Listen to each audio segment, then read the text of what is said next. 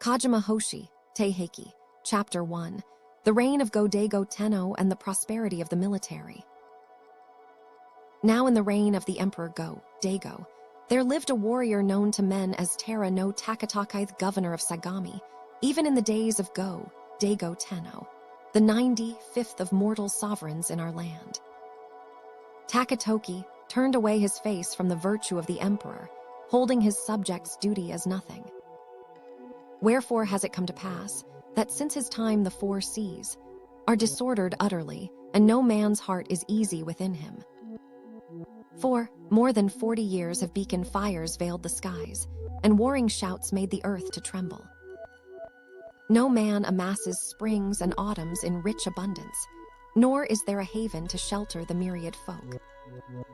Rightly considered, these things are not the fruit of a day or night. For in the years of Genryaku, Lord Yoritomo, the Kamakura Grand Marshal of the Right, achieved merit by chastising the house of Terra. And Go-Shirakawa rejoiced greatly thereat, appointing Yoritomo to be constable general of the 66 provinces. Then for the first time, the military named protectors in the provinces, and established stewards in the estates. Later Yoritomo's eldest and second sons were made barbarian, subduing shoguns after him, each in his turn. Yori the chief of the left gate guards, and Lord Sanetomo the great subject of the right. Wherefore indeed, do men call these the 3 generations of the Taiheiki shoguns. Yet because Lord Yori was struck down by Sanetomo, and Sanetomo be Yori's son, the evil meditation teacher Kujia, therefore did father and sons together endure but 42 years. The power in the realm passed to Yashitoki, the former governor of Mutsu, a son of Lord Yoritomo's father, in-law Terra no Takemasa, the governor of T6 Tomi. And Yashitoki sought to rule over all the 4 seas. Now Go-Toba, the retired emperor of the day, was moved to strike down Yashitoki, for it was hateful to his heart that the government of the court was set aside by the power of the military. And thereupon, the disturbance of Shakia began, utterly disordering the realm. But when at last the 2 hosts contended together at Uji and Sita, with banners dimming the sun, then quickly the imperial armies fled away defeated before a day of fighting was ended. Go-Toba was sent away to exile in the land of Oki, and Yashitoki held the realm in his hand. For 6 generations, the government issued from this family of the H6J6 that ministered to the needs of the distressed folk. Yasutoki, the governor of Musashi, Tokyuji, the assistant chief of the palace construction office, Tsunetoki, the governor of Musashi, Takayori, the governor of Sagami, Takamune, the acting chief of the stables of the left, and Satatoki, the governor of Sagami. But although their power extended over all men, yet were they contento received the 4th court rank. They lived modestly, dispensed benevolence, castigated their own faults, and observed the proprieties. Though highly placed, they were not dangerous. Though the cup of their power was full, it did not overflow. From Shakya on, a person of noble blood was brought down to Kamakura to be the barbarian, subduing shogun, such a scion of a princely or regent family as might bring order to the land and peace to the people, and all the military subjects bore themselves toward him with careful ceremony. Moreover, in the 3rd year of Shaki, 2 H6J6 kinsmen were appointed to dwell in the capital, to govern tative exercises. Akuzenji, a name applied toil, behaved monks in general, is best known as the sobriquet of Kujie, who was a monk at the Tsurugeyaka Hachiman shrine in Kamakura. The western provinces and protect the city, those whom menkled the 2 Rokuharas, registered and from the beginning Goff Einen on, a military governorway established in Chins, registered to govern the land of Kyushu and guard straightly against invasions of foreign bandits. There was no place in the realm obeyed the orders of the military, nor was there a man that did not bow before their power, though he were beyond the bounds of the 4 seas. It is the way of the morning sun, that without evil intent it robs the lingering stars of their radiance. Even so was it in the states of the land, where stewards grew strong and landholders grew weak, although the military in no wise sought to dishonor the court. Likewise, in the provinces, the protectors were respected, but the governors were held lightly. Year by year, the court declined. Day by day, the military flourished. The generations of emperors thought always, would that the eastern barbarians might be struck down, for it was in their hearts to comfort the spirit of the imperial exile of Shakya. Likewise, they sorrowed to think upon Thekort power, how it wasted and became as nothing. Yet they abode in silence, troubled that the design was beyond their compass, or the time was not fitting. But then cameth day of the lay monk Tera no Takatoki Saken, the former governor of Sagami, a descendant of Takamasa in the 9th generation. Then indeed was changeclothes at hand, in the mandate of heaven and earth. The deeds that Takatoki did were exceedingly base, and he was unashamed before the scorn of others. Without righteousness did he govern, not heeding the people's despair. By day and by night, with wanton acts he dishonored his glorious ancestors under the ground. In the morning and in the evening, with vain merriment, he invited ruin in his lifetime. Fleeting indeed was his pleasure, even as the pleasure of Duke Ai of Wei who carried cranes. Near at hand Washi's regret, even as the regret of Dog, Lead, 5 Rokuhara, Tera no Kiyomori's old residence east of the Kamo River, had been rebuilt by Yoritomo after its destruction by fire in 1183.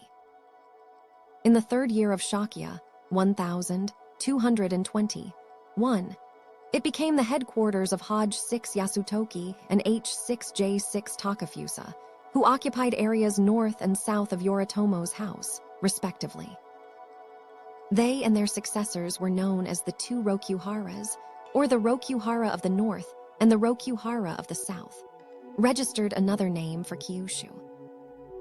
The Taiheiki Ingli SSU of Chian, those who saw knit their eyebrows, and those who heard uttered condemnations. The emperor of that time, who came forth from the womb of Dadamonin, was Go-Daigo, the 2nd princely son of Go-Yuda-in, set upon the throne in his 31st year by design of the governor of Sagami. In his reign, this emperor obeyed the way off the Duke of Chu and of Confucius, properly observing Thethri relationships and 5 virtues. Nor was he neglectful of the myriad affairs and 100 offices of his government, but followed Theuses of Enji and Tenryaku. Hopefully the 4 seas gazed upon his aspect. With joyful hearts the myriad folk bowed before his virtue. In truth, he revived forgotten things and rewarded all that was good, so that shrines and temples flourished, and Zen and Ritsu, degrees and fulfillment blessed the great teachers of the revealed and secret ways of Buddhism and the truths of Confucius. There was no man but praised his virtue and exulted in his goodness, saying, "Surely this is a heaven-endowed emperor, an earth-ruling sovereign." The abolition of the barriers. The barriers in the 4 directions and 7 circuits were places where the great prohibitions touching the provinces were made known, and where warnings were issued in extraordinary times. Yet now the emperor closed all the barriers of all the regions, save Atsu and Kyuzu-Halon. For it had come about that they impeded the bringing off annual tribute, and by enjoyment of exclusive controls, they caused expense to merchants in their travels. In the summer of the 1st year of Genkyo, degrees a terrible drought dried up the earth, withering the land of the home provinces, where allusions to Chinese history. Duke Ai alienated his subjects by an excessive fondness for cranes, which he allowed to ride in officers' carriages. Li Ssu, a prime minister in the 3rd century 3C, fell from favor and was put to death. When parting from his son for the last time, he said, "I wish I could go with you once more out of the eastern gate of Shang Tsi, that we might hunt rabbits with a brown dog." Degrees properly janked, 1320, 1324. Kaye, an alternative reading of the 2nd character, has been adopted in this translation to avoid confusion with Genko c. 1330-1000, 334. See character list. The young green shoots were wont to grow. Fields overflowed with the bodies of those who starved, and men fell down to the ground from hunger. It was in that year that people gave 300 coins for half a bushel of millet. Hearing of the famine in the realm, the emperor spoke, saying, "Let heaven's punishment visited upon you alone if we are lacking in virtue. What is the fault of the myriad folk, that they meet with this calamity?" So he spoke, grieved that the imperial virtue offended against heaven, and graciously gave over his morning meal to be a charity to those who hungered and suffered want. Likewise he summoned the chief of the police commissioners, for he thought in his heart, "Not by this charity alone may the hunger of the myriad folk be assuaged." And he caused him to inspect the cereals hoarded for manifold gain by the rich men of the time, and to build market buildings in the second ward, where inspectors weighed and determined prices for the selling thereof. Thus, indeed, did the merchants enjoy their profit, while all the people were as though possessed of a 9-year store of goods. When there were suits at law, the emperor went forth to the records office to hear complaints and determine merits, fearful lest the condition of those below be unknown to those above. Contentious men left off their disputing, shamed by his virtue in an instant. The punishment whips crumbled away, nor did any strike the admonitory drum. Truly was this Go-Daigo Tenno illustrious and sage emperor, even such a one as might bring justice to the state and peace to the folk. Alas, that even a little he resembled Huan of Chichi, and the prince of Chichu lost his bow. 7. Although he grasped the realm in his hand, because of this, he endured for 3 years only. Of Lady Sammy, on the 3rd day of the 8th month of the 2nd year of Bump 6, it came to pass that a lady was honored with the degree of imperial consort and brought into the Kokiden. Asterisk, even she who was the gracious daughter of Lord Sankane, the later Seonji great subject of the Grand Preceptorate. Already for 5 reigns had imperial handmaidens been chosen from this house of Seonji, that since Shakya had amazed the eyes and ears of the realm with. Its flourishing, since it had found favor in the eyes of the generations of the family of the governor of Sagami. May not the emperor have held it in his mind to give pleasure to the men of the canted, when by edict he singled out this lady to be his consort. She was in the 16th year of her life, when first she came to be served beside the golden pheasant doors within the lofty palace halls. Well might Mao Chiang and Hsi Shi have felt shame for their faces, or Chiang Shu and Ching covered their mirrors. So like was this lady to a tender peach blossom opening in spring, or a drooping willow, breeze-laden.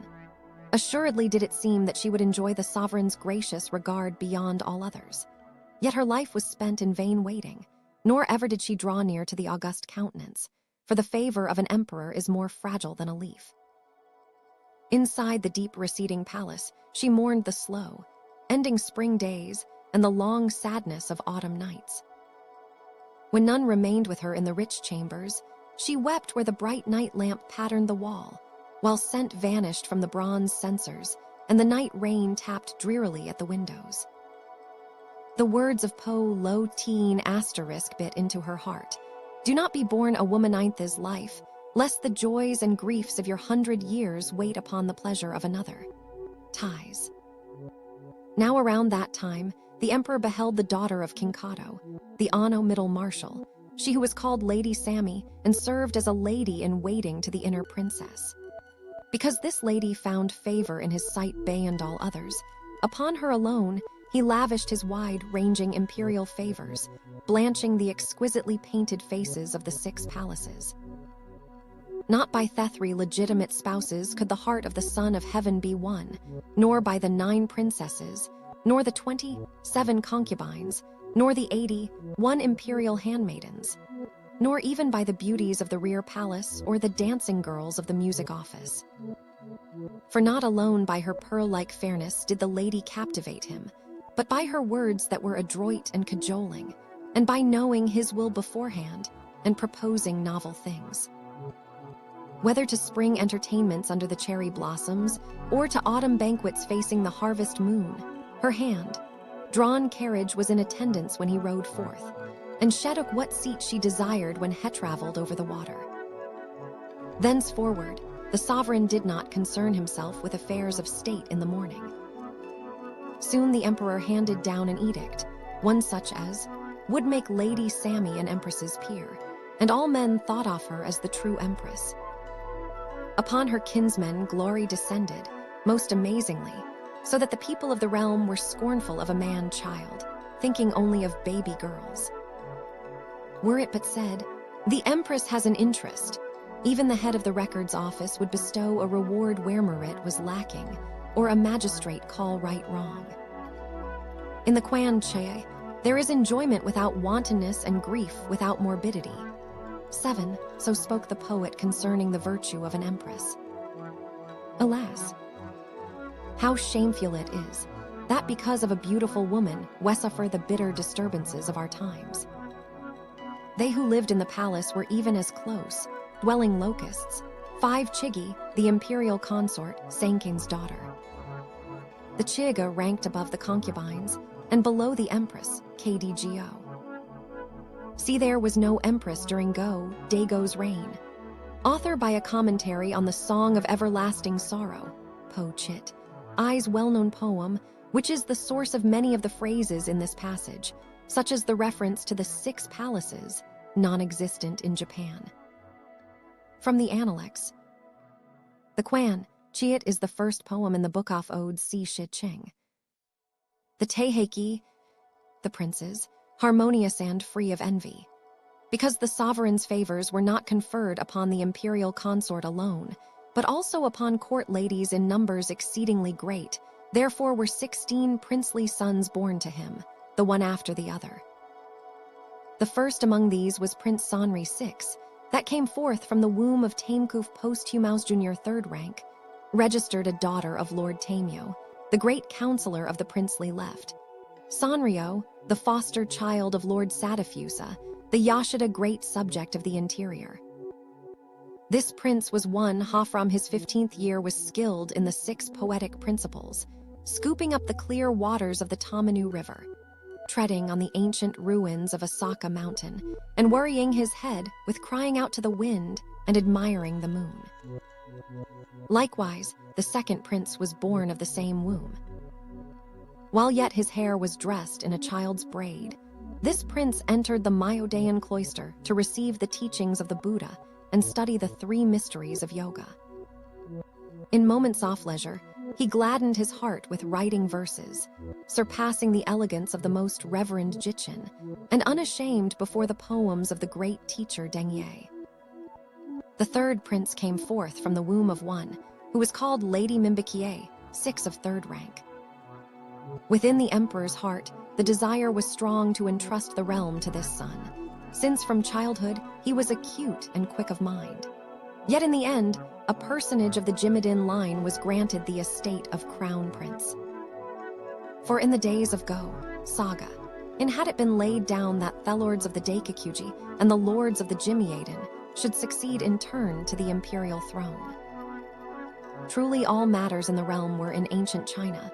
Locusts were thought to reproduce prolifically because they lived together peacefully. This means that the lady was posthumously elevated to the 3rd court rank, junior grade, 1st rank, senior grade, being the highest. Registered this phrase and the one which follows are euphemisms for the study of poetry, because the Tamanu River and Asaka Mountain are the subjects of 2 famous old verses. One made the business of the canted, great and small alike. Nothing would ever was left to the imperial will. Because of this, the 3rd prince entered the Nashimoto monastery to become a disciple of Prince Sheichin. When Thai's prince saw one thing, he understood 10, so great was his native genius, without equal in the world. Through him were the breezes of Qing, Che perfumed by the flower of one reality and instant Buddhahood through perfect merit. Through him, the waters of Ye Ch Tian were infused with the moonlight of the 3 dogmas, inseparability. For the rest, the selection of future sovereigns and the furnishing of bamboo gardens and pepper courts caused men to think in their hearts, "Surely the time is come when the imperial dignity will again prevail, and a foundation will be laid for the eternal prosperity of the throne." For the Nashimoto Monastery was a subsidiary of the Enryakuji Temple, the headquarters of the Tendai sect. Qing, Seichi, and Ya. Seichian are places in China made famous by patriarchs of the parent Ti school. One reality and instant Buddhahood through perfect merit are Tendai teachings, as is the inseparability of the three dogmas: the doctrine of immateriality, the doctrine of empiricism, and the doctrine of the means. The whole mountain and the 9 cloisters are 2 ways of referring to the Enryakuji. Maitreya Buddha, destined to descend to Earth 670 years after Sakyamuni's entrance into Nirvana. The Taiheiki, the inner princess prays for a safe delivery. Tashimoto's feigned seclusion around the spring of the 2nd year of Genkyo. The emperor laid down a command to revered monks of divers temples and monasteries, charging them to practice mystic rites of many kinds, that the inner princess might pray for the child in her womb. By special decree, the most holy Enkan of the Hisshoji temple and the monk reformer Munkin built a fire altar inside the forbidden gate, drew near to the august presence of the princess, and prayed mightily, performing the Buddha eye, golden wheel, and 5 altar rites, reciting the 5-fold character, repeating Peacock Monarch Sutra, and invoking the 7 healing Buddhas, Shij 6 Ko, male-producing Yuzusama, and the 5 great treasury of emptiness bodhisattvas. Likewise, they performed the 6, Canon 6, word river-facing and Karai Timorites, recited the 8, word Manya formula and Fujian longevity prayers, and invoked Kongo D6 Jai. 2 smoke from their sacred fires filled the inner princess's garden, and the sound of their hand bells reverberated through the women's apartments. In no wise did it appear that any demon or vengeful ghost could possibly intervene. Yet by the coming of the 3rd year of was the Buddha Shij 6 Ko, said to radiate light from every pore. Yuzusama, a deity noted as a purifier of the unclean, was thought to be able to change a female fetus into a male. The 5 treasury of emptiness bodhisattvas were the 5 forms of Kokuzd, SKT. Akasagarbha, whose name derived from his emphasis upon the vanity of all worldly things, including such virtues as wisdom and compassion, which he compared to a treasury of emptiness. The 6 Canon 6 word river-facing rites, which were prayers for health and the conquest of enemies, stressed the repetition of 6 magic words and were addressed to Canon, Kanzeon, SKT. Avalokitesvara, in 6 of the many forms in which that deity is represented. Karai Timo, SKT. Haridi was worshipped as a protector of women and children. Manjaisi SKT. Manjuari and Fujian SKT. Samantabhadra were called upon because they were bodhisattvas of great efficacy. Kongo Doji SKT. Vajrakumara, a divine messenger, was the principal deity invoked in several calamity, averting rituals. Genkie, the child was still unborn, though day by day the inner princess accumulated merit in this way, praying with all her strength. Later it became known that the confinement of the princess was but a pretext, and the true design of those prayers was to exorcise the wickedness of the canto. For it came to pass at this time that thoughts of striking down the military weighed upon the spirit of the emperor, and the desire was strong within him to seek the counsel of his ministers. Yeth uttered no word to those close about him, nor to his prudent and wise courtiers, for fearfully he thought, if those who learn of the matter are many, assuredly tidings thereof will be borne to the military. In secret, he spoke together with the Hino middle counselor Sukitomo, the archivist and lesser controller of the right Tashimoto, the Shijo middle counselor, Takasuk, the regulator and great counselor Morakata, and the Terra magistrate Narasuk, seeking through these to bring together men of war. Yet there was none that respondedto the imperial will, save only Nishigori Hagendai, Asuk Jurei Shijnori, and the soldier, monks of the southern capital and northern peak. Registered now, the emperor had tendered high place to this Tashimoto, a man of rare and excellent learning sprung from many generations of Confucian scholars, raising him up to the orchid dais, and making him an archivist. Wherefore so great was the multitude of Tashimoto's charges, that there was no hour wherein he might devise stratagems against the Hojo. In some way I must keep apart for a while, he thought, that I may consider plans for the revolt.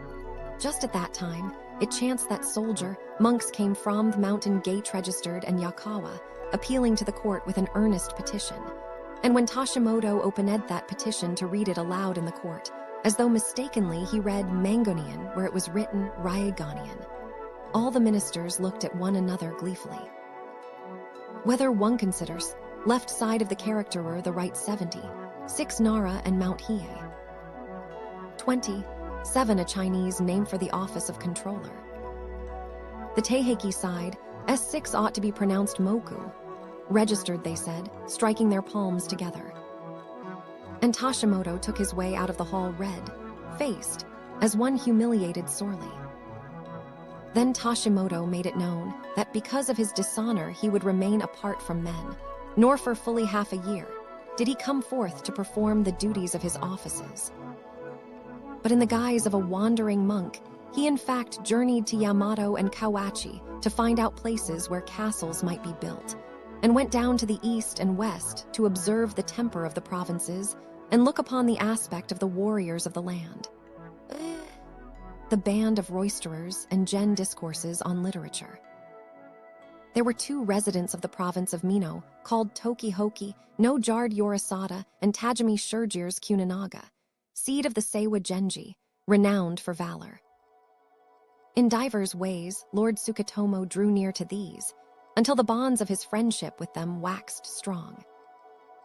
And it came to pass that Sukatomo made a group, called by the name of the band of roisterers, thinking thereby to search their hearts to the bottom, since not lightly could his great trust be made known. Those whom he gathered together were the regulator and great counselor Morikata, the Shij's middle counselor Takasuke, the Taiyin chief of the left gate guard Sanyo, the archivist and lesser controller of the right Tashimoto, Date Samibo Yuga, the eye of the law Genki of the SHD Goin cloister, Asuke Jiro Shijinori, and Tajimi Shurjir's Kuninaga. Most amazing was the aspect of those men's parties and meetings. In offering wine, they made not distinction of degree between the high and the low. Likewise, men cast off their caps and loosened their top hair, while monks showed their persons in white undergarments without their gowns. The wine was served by more than 20 maidens of 16 or 17 years. Clear, skinned, and registered, the Ridganen was the main building at Yakawa. Tashimoto acted as though he did not recognize the initial character of its name, reading it man because it contained the phonetic element hei, which he pretended to confuse with the similar man. Either of the 2 component elements of sei can be read moku when standing alone. See character list. Superior in face and figure, through whose unlined robes of raw silk the snowy skin gleamed fresh as lotus blossoms newly risen from the waters of Ti. 2 degrees Sukatomo brought forth many curious foods from mountain and sea, with excellent wine free, flowing as spring water, and the guests sported and danced and recited verses. Yet all the while they took counsel together, how they might strike down the eastern barbarians. Now these conspirators thought in their hearts, may it not attract the eyes of others to be assembling together constantly without a purpose? Wherefore they petitioned the scholar called the Sign of the Law Gen, renowned for learning beyond all men of the age, and caused him to speak before them of the collected works of Chang, Li 5+ that their meetings might be thought to be literary arguments. Even in his dreams, this sign of the law knew nothing of the rebellious plan, but faced his hearers on every meeting day to expound mysteries and reveal principles. There was contained within those collected works a long passage. Chang, Li goes forth to exile in Chao Chu. Coming upon it, those who were listening to the lectures spoke among themselves, saying, "All that is written here is inauspicious." The authors of the Wiwizu, Sun Tzu, Lu Tiao, and San Li registered asterisk are indeed the right men of letters for our present needs. So they spoke, and gave up the discourses on C.A. Chang, Y.S. works. One of the Taiheiki's authors has taken advantage of this opportunity to insert the following anecdote concerning Hanya C.C.A. Chang. Li. He hawascled Han C.A. Chang. Li came forth at the end of Tiang, a man excellent in literary attainments. Not inferior were his poems to the poems of Tu Tzu Mei and Li Ti, Po, and his prose was superior to the prose of Han, Wei, Qin, and Sung. Among his nephews was one called Han H. Xiang, a person without taste, registered upon created by order of the Chinese Emperor Han Wu Ti, 150, 680, 7 ZC.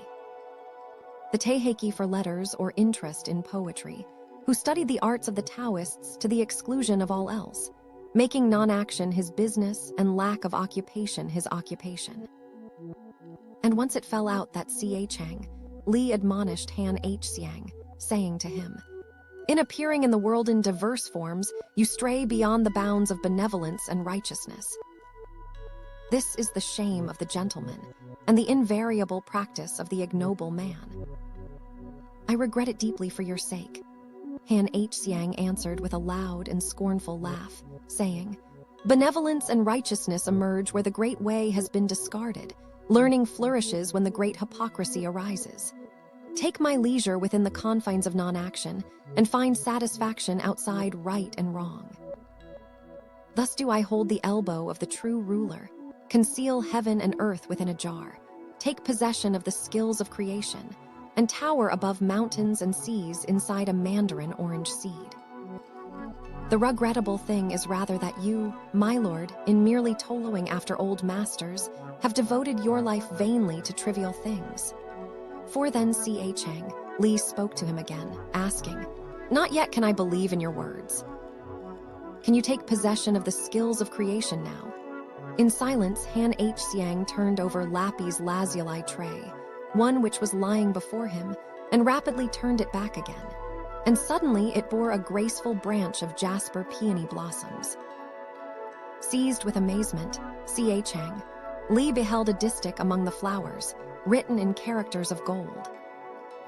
"Clouds lie athwart Siechin Ling, where is my home? Snow embraces Lan Quan, the horse will not advance." C.A. Chang, Li read it, marveling, and his heart filled with awe. Yet then he perceived that the elegance and profundity of the phrases were but form, without discernible design or conclusion. When he took the tray in his hand to look at them, suddenly they disappeared. But thenceforward, indeed, was it known to the men of the realm that Han H. Xiang had acquired the way of the supernatural arts. At a later time, C.A. Chang, Li was traveling to exile in C.A. Chu, for he had disdained the Buddhist law and had offensively offered up a memorial asking reverence for the teachings of Confucius.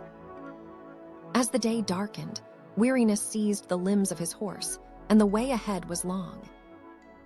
When he gazed back toward his native place, there were clouds across the Siechin, Ling Mountains, hiding the road behind him. When with lamentations he sought to climb the towering heights, there was snow enveloping the Lan Quan barrier, covering the road ahead. But then with his horse's feet stopped from going forward or backward, he turned his head to behold Han H. Xiang come suddenly to his side from an unknown place. C.A. Chang, Li's heart was joyful within him. He got down from his horse, pulled at Han H. Xiang's sleeve, and spoke to him tearfully, saying, "By means of the distich among the jasper flowers in a bygone year, you informed me beforehand of the sorrow of my demotion. Since you are come here now, I know that I shall never be able to return home, but shall perish grievously in exile." Again C.A. Chang, Li thought, "Oh, heavy sorrow! There will be no further meeting between us, for this is our final parting." Headed to the distich, and maddate into an 8-line poem for Han H. Xiang. "In the morning, I presented a memorial to the ninefold heaven. Registered in the evening, one was exiled to C.A. Yang, 8,000 leagues away. For the sake of the throne, I wish to cast out evil things. Being enfeebled and decayed, why should I grieve toward my remaining years? Clouds lie athwart Siechin Ling, where is my home? Snow embraces Lan Quan, the horse will not advance. I know that you come from afar, and must have kindly intentions. Your purpose is to gather up my bones beside the miasmic river. Registered sense, then Han H. Siang put the poem in his sleeve, and they parted weeping, the one to the east and the one to the west. End of anecdote 5. The court. Percent degrees the Han River in Kwanton S province, to which Han Yui was exiled. The Taiheiki truly, is it not well said? Do not discuss a dream in front of a fool. Stupid indeed were the superstitious fears of those who heard this lecture. Yorikazu changes his loyalty. Among the conspirators there was a person called the Toki archivist and left proximate guard Yorikazu, who was wed to the daughter of a Rokuhara magistrate, Sato Tard, Toshiyuki Seamoner, no, J6. Yorikazu feared the coming parting with his beloved wife, saying to himself, "Not by one chance in 1,000 may escape death, when disturbance afflicts the realm and the hosts clash in battle." So it came about on a certain night, when after sleep they two awakened to talk, that suddenly he entreated his wife with flowing tears, saying, "Even when people take shelter together under the same tree or dip water from a single stream, it is because strong karma ties from many lives bind them together. Close indeed must be your union with me, who have cherished you tenderly for more than 3 years. I have shown my love's degree in my face, and I think that even on very casual occasions you have been aware of it. Yet uncertainty is the lot of mankind. Since we two share an eternal vow, let your woman's heart remain chaste to the end if you should hear that my body has passed into nothingness, and perform holy rites for my sake in the after existence. If I return to humanity, I shall renew our vows of husband and wife, and if I am born in the pure land, I shall await you, making a seat for two on single lotus calyx." Thereupon his attentive wife wept sadly, saying, "What is the matter that you speak so strangely? Though I know that this is a world wherein no pledge endures until tomorrow, yet in speaking of the next life, you seem to be saying that our vows will be broken soon.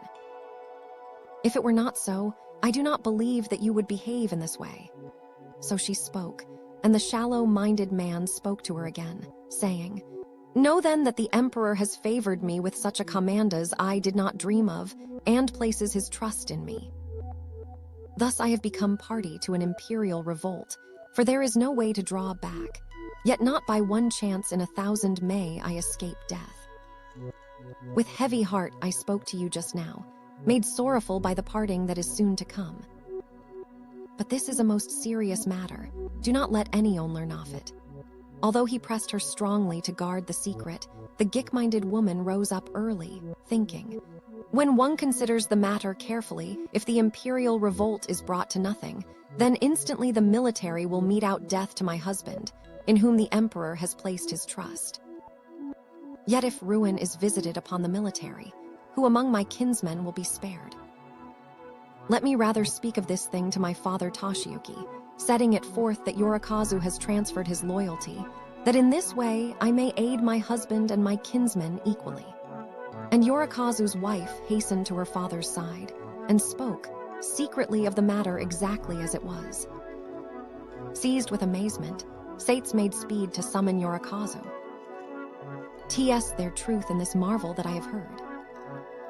Even as a man who steps into a deep pool bearing a stone in his arms, so is one who plans such a thing in today's world. If you are willing, I will go in haste to say to the lords of Rokuhara all that I have learned from you, so that both of us may escape the blame, for death will be the portion of all, even my own, if another mouth tells the story." So he spoke, nor could dread fear fail to take hold of the heart which had discovered to a woman such a matter as this.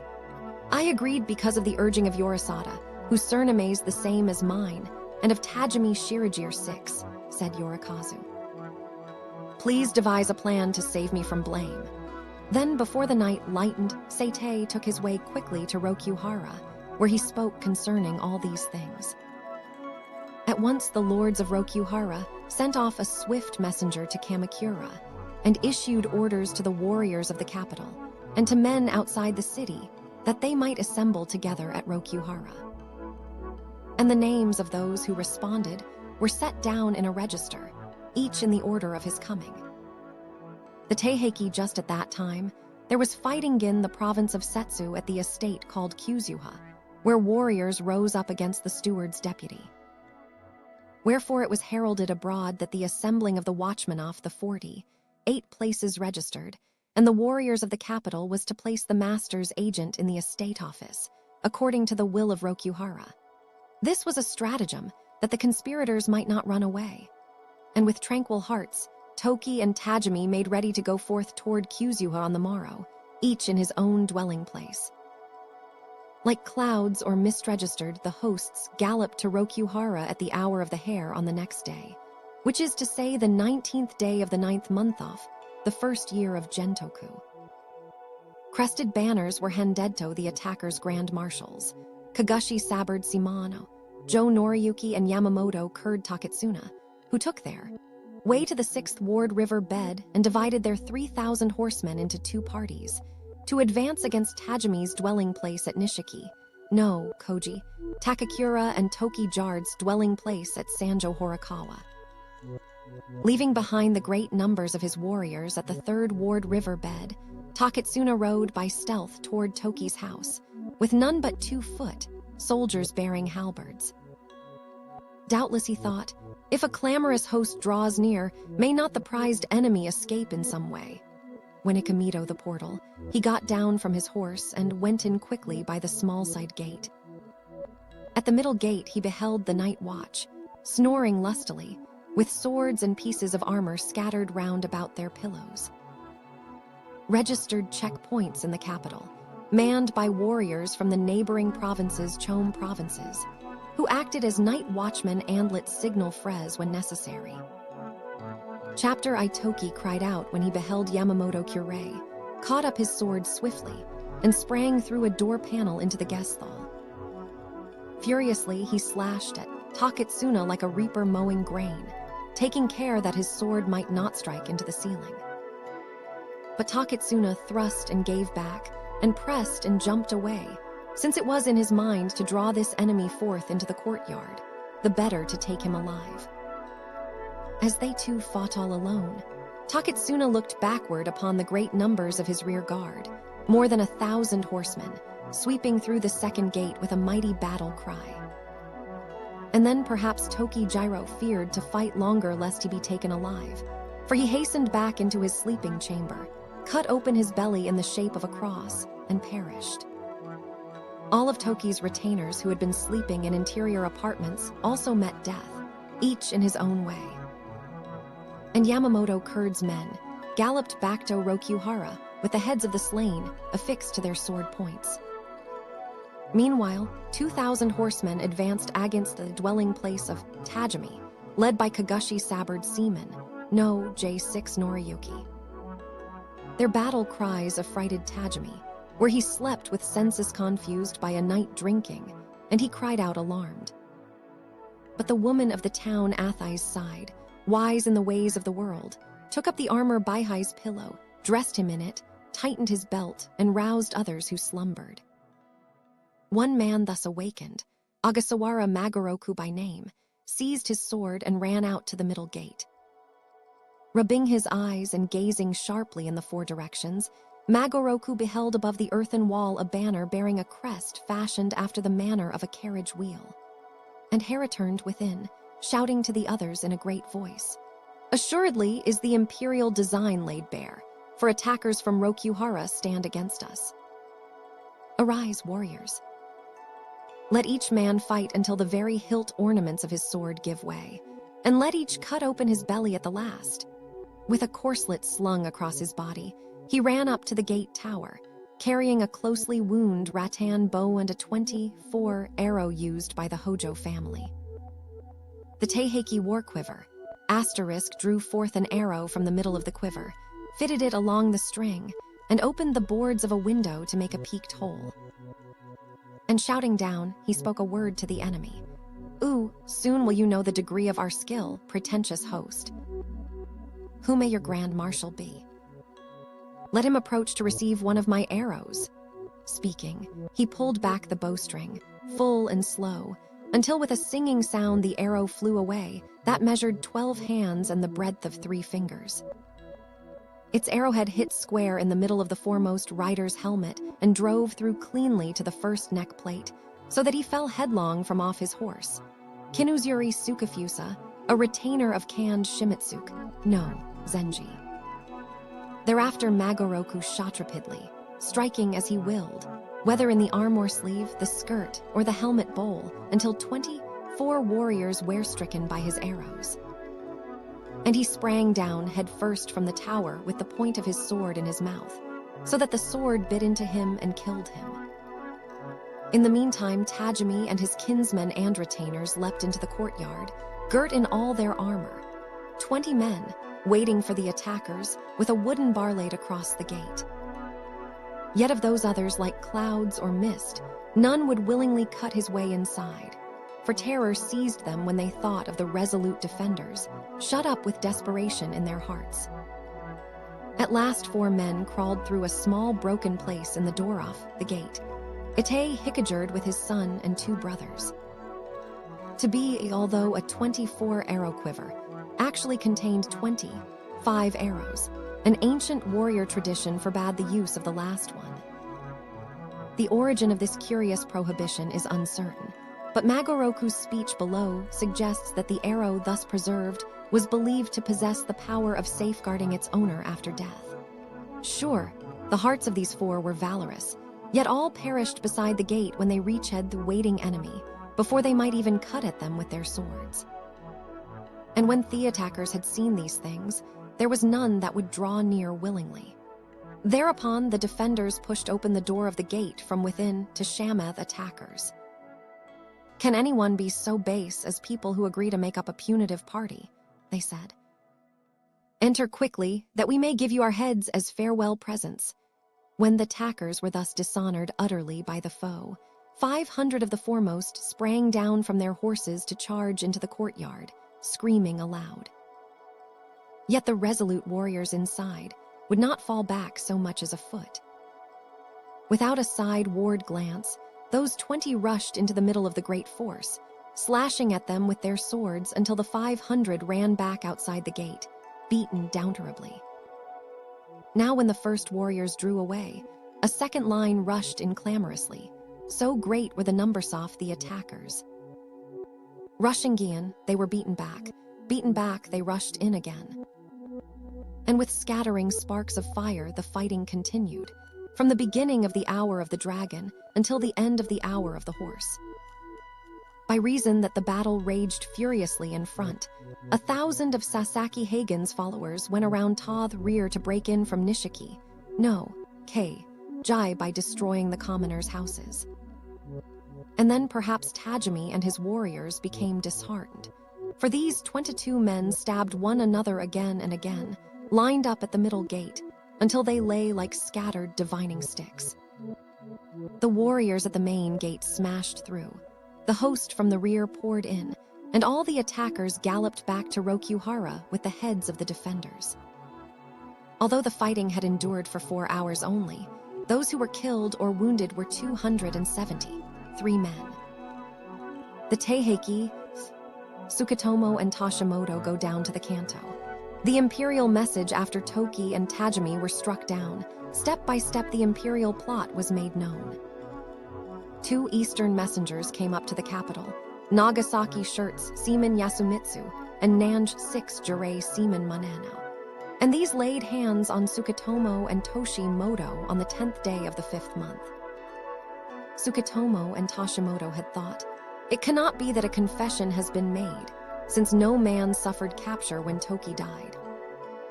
Surely our part will not become known." Wherefore they had not made ready for untoward happenings, neglectful because of a vain hope. But now their wives and children fled bewildered to the east and west, finding no hiding place. Their precious goods were scattered over the highroads, becoming dust under horses' feet.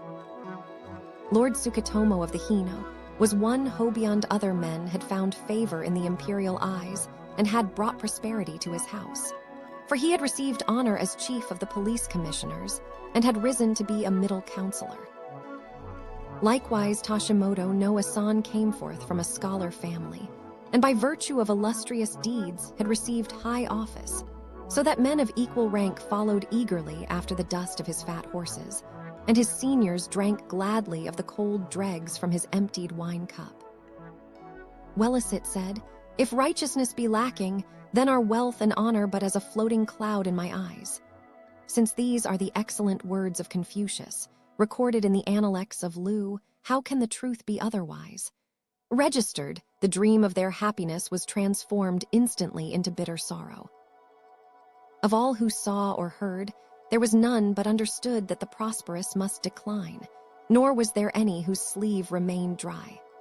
On the 27th day of the same month, the two eastern messengers came back again to Kamakura with Sukitomo and Tashimoto.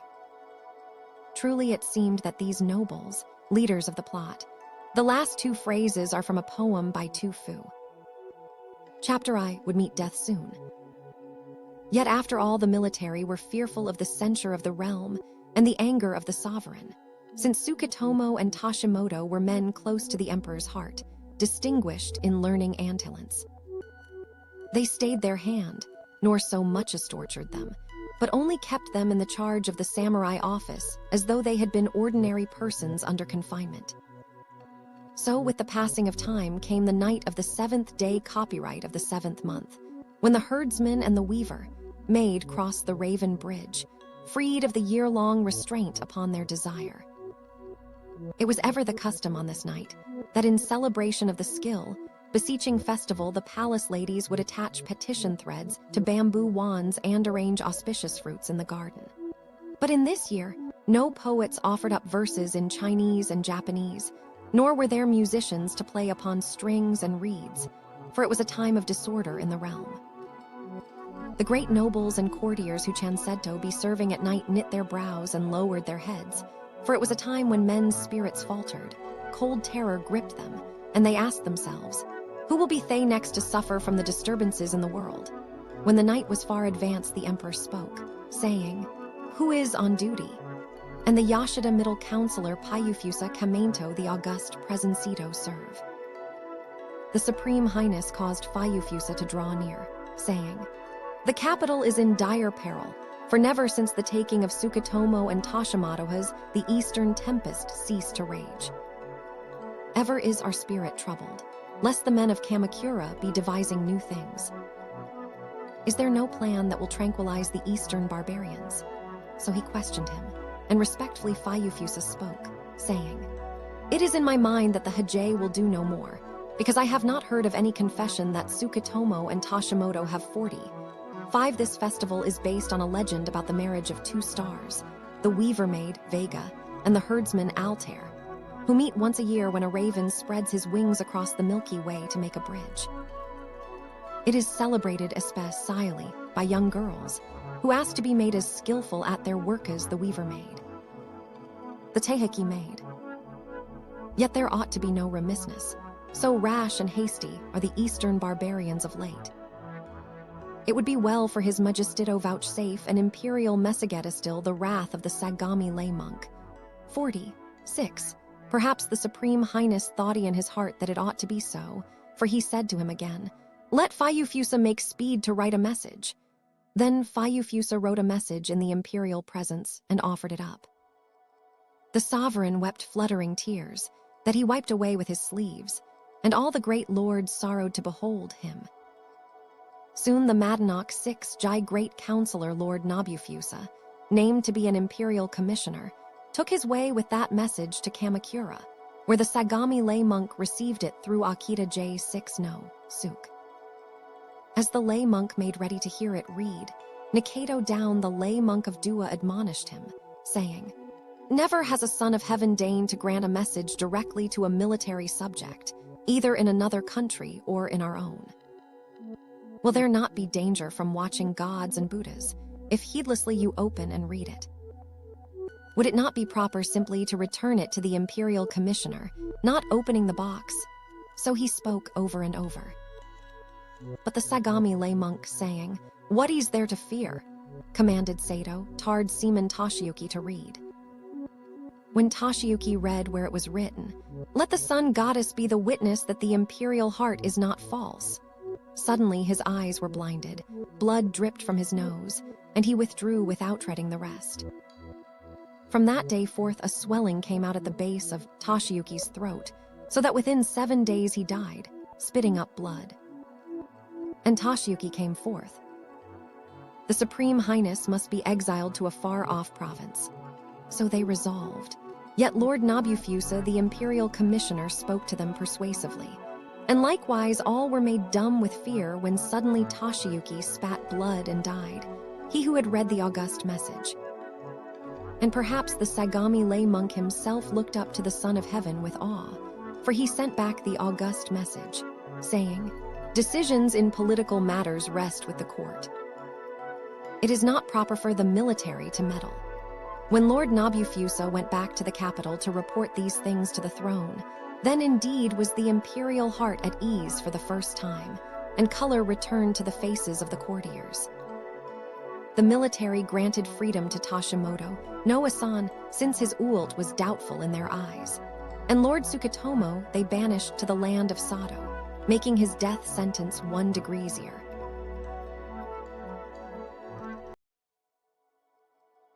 Kojima Hōshi, Taiheiki, Chapter 2, The Imperial Journeys to the Southern Capital and the Northern Peak.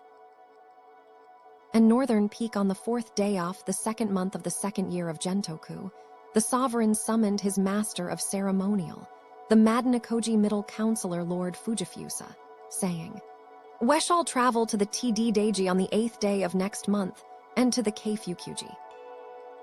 Let instructions be given quickly to those who will go together with us."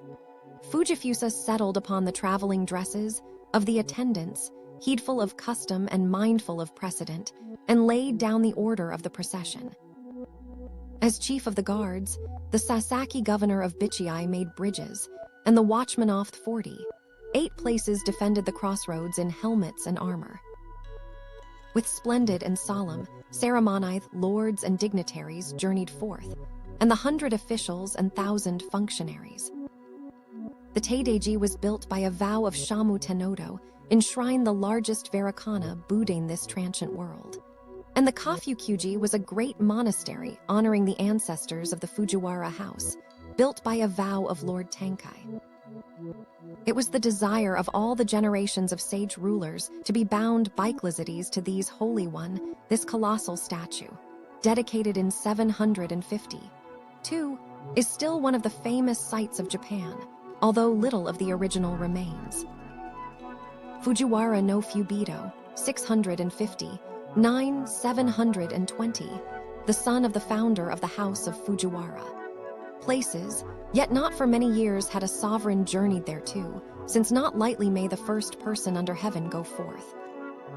But because this reign resumed what was discontinued, and revived what was abandoned, the turning wheels off the phoenix carriage caused the soldier, monks to join together rejoicing palms, and the miraculous Budasto diffuse the light of their divine virtue.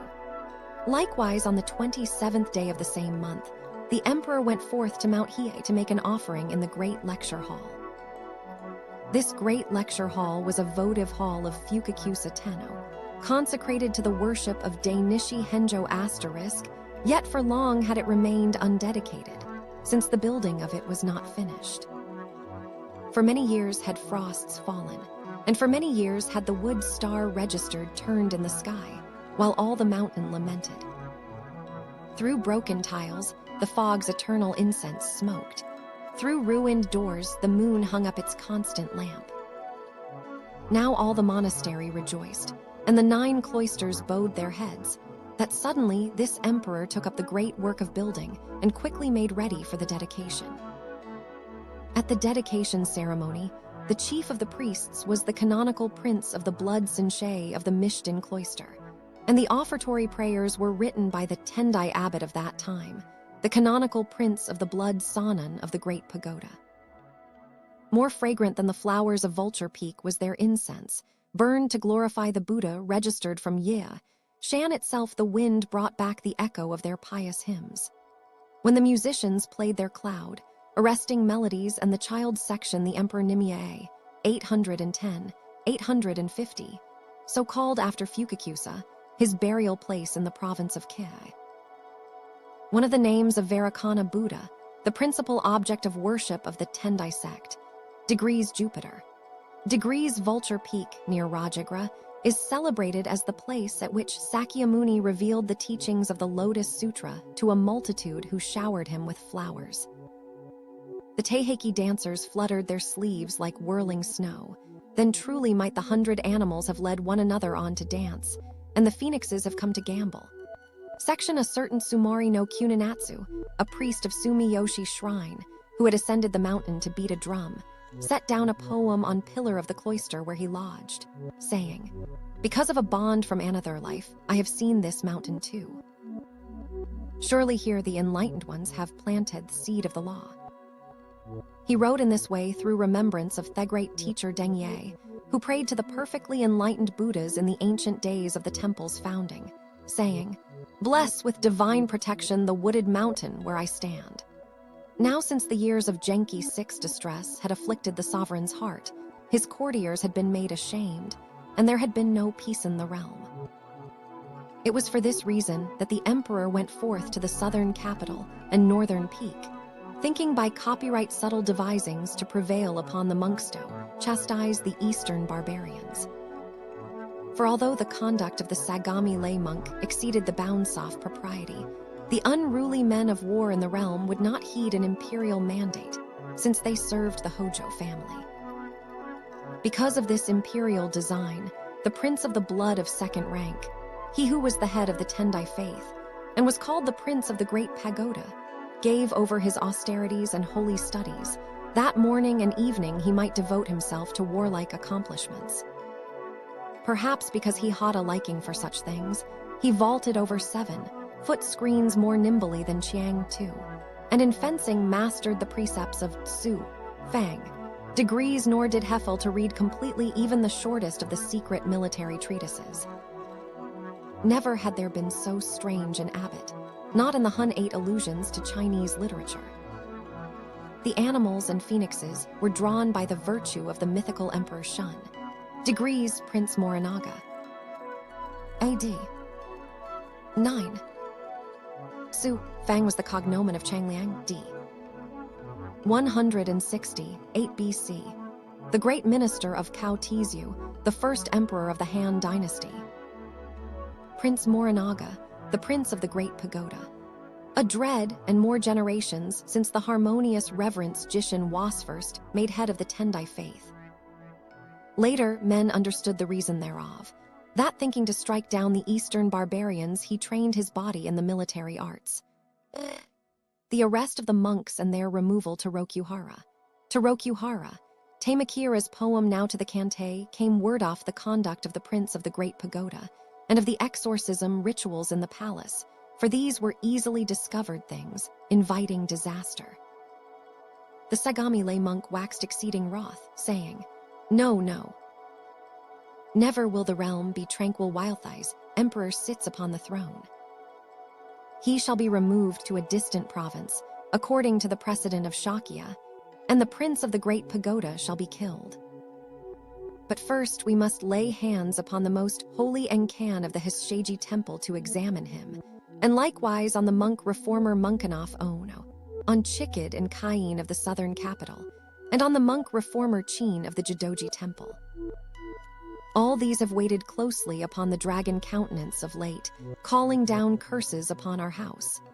Thereupon Nikide Shimizu Hogan and the Nagai governor of Tatemi went up from the Kanto to the capital. When these two messengers were Kamento, the city, the spirit of the Supreme Highness was sore afflicted, by reason that he feared evil things from them.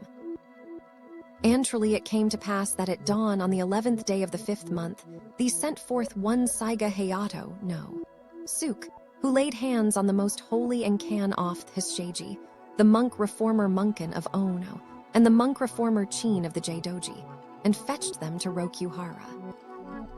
The monk reformer Chin was not one of those who had performed the rites of exorcism, but was a virtuous apostle of the revealed law. Yet because he waited closely upon the emperor, The Emperor, an expression borrowed from the Chinese. The Taiheiki and himself received imperial commands concerning the dedication of the Mountain Gate's lecture hall and divers other things. Therefore did they lay hands upon him, thinking, "He will not fail to know of the plan to appeal to the soldier monks." The monks Chikie and Kain also were summoned from the southern capital, that they might present themselves at Rokuhara. Now the Nijo middle marshal, Lord Tamakura, was a person skilled in the art of poetry, one who was called to join imperial poetry contests on moonlit nights and snowy mornings, and who ministered constantly to the sovereign at banquets. The men of Rokuhara seized this Tamakura and placed him in the custody of a certain sate, not charging him with guilt, but thinking to know the emperor's mind by asking of him. And although the 5 monks were not examined closely at Rokuhara, since from the beginning these were summoned to be judged in Kamakura, yet Lord Tamakura was given over to the inquisitors for torture. For of him it was ordered, "Let there be questioning in the capital, and let the canted know it if a confession be made." Charcoal was set to blazing in the north compound of Rokuhara, most like to a fiery hell, furnace with split pieces of green bamboo on top and fierce flames belching up terribly through the cracks. 2 soldiers of low degree stood on either side, to stretch out Tamakura's arms and cause him to walk over the top. It was a sight to make men faint with terror, thinking, "Surely it is even so when a sinner is consumed by the flames of the burning hells, or is tortured by demons with the heads of oxen and horses." Lord Tamakura called for an inkstone, and they gave it him with paper, thinking in their hearts that he would make a confession. Yet it was not a confession that he wrote, but a poem saying, "Did I believe it, PP, that I would be questioned, not concerning our Shikishima way, but about things of the transient world?" The Tokiwa governor of Suruga was struck with admiration, the art of Japanese verse. Shikishima is a poetic name for Japan. 4. Tokiwa Norisada, a H.J. kinsman who was head of the northern Rokuhara office, bowing down tearfully before Tamakura's righteousness. Likewise, the 2 eastern messengers drenched their sleeves when they read it. And in this manner, Tamakura escaped the ordeal and was adjudged guiltless. The arts of poetry weighed little with the military, since their attachment was to bow and horse, even as the court took pleasure in Chinese and Japanese verse. Yet because it is the way of the copyright world for one thing to act upon another, therefore by a single poem, Tamakura's ordeal was forestalled, and the hearts of the eastern barbarians were gentled. Surely with reason did Kaino Tsurugi write in the Kokenshi preface, "By poetry are heaven and earth swayed effortlessly, and invisible demons and gods are moved to compassion." Poetry brings harmony between men and women. It soothes the violent warrior's heart. One registered, "The 3 monks go down to the canto."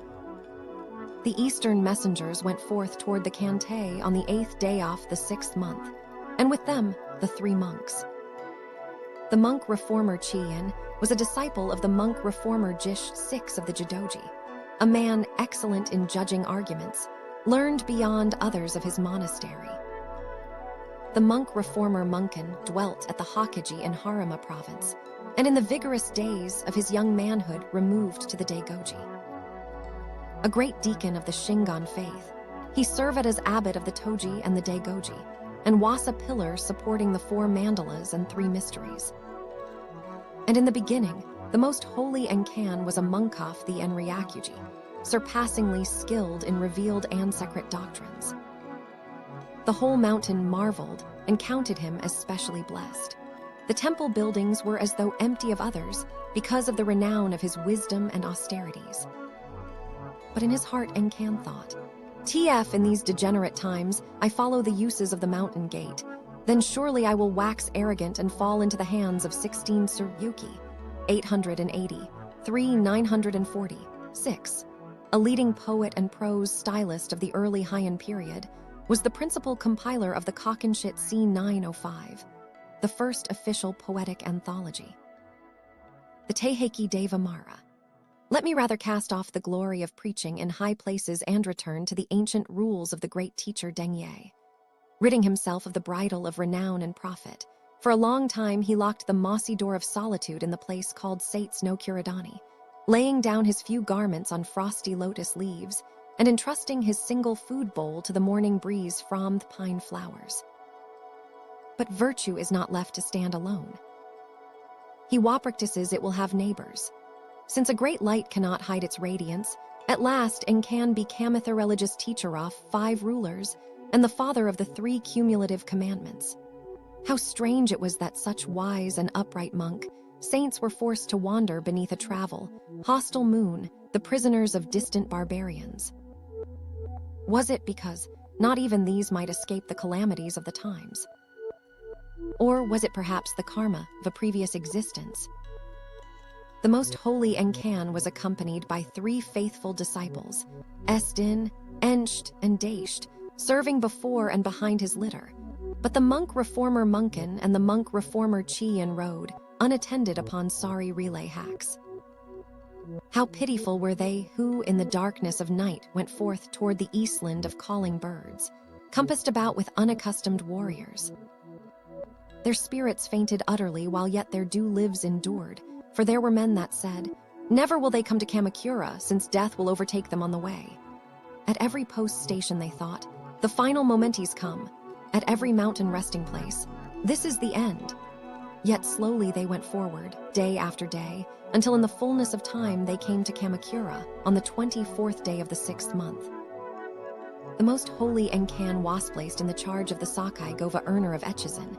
The monk reformer Munkin was placed in the charge of the Sakai governor of Tatemi, and the monk reformer Chin was placed in the charge of the Ashikaga governor of Sanuki.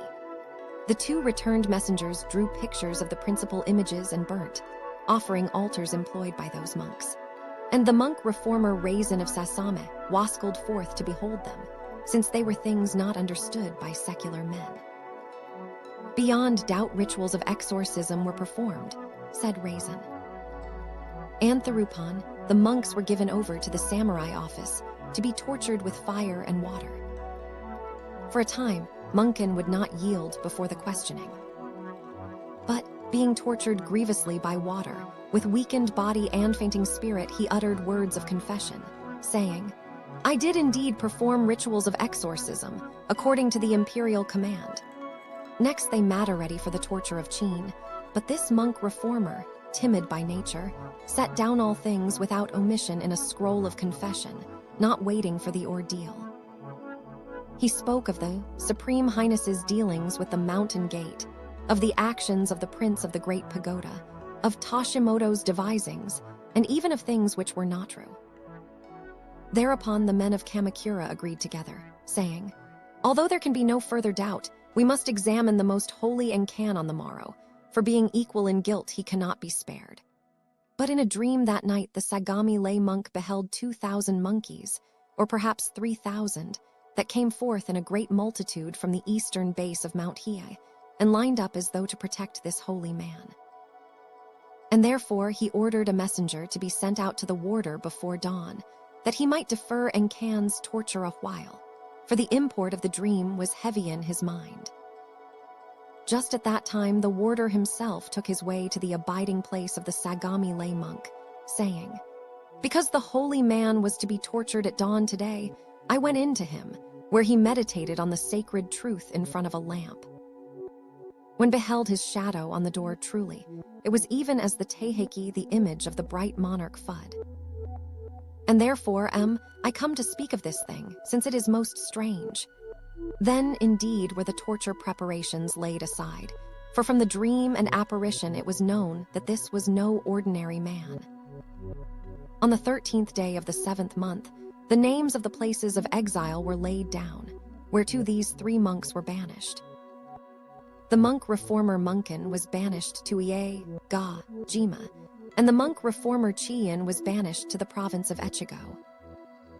As regards the most holy Enkan, although his punishment alone was not called distant banishment, he was sent on a long journey to the province of Mutsu, to be in the charge of the Yuki lay monk of Kazuk.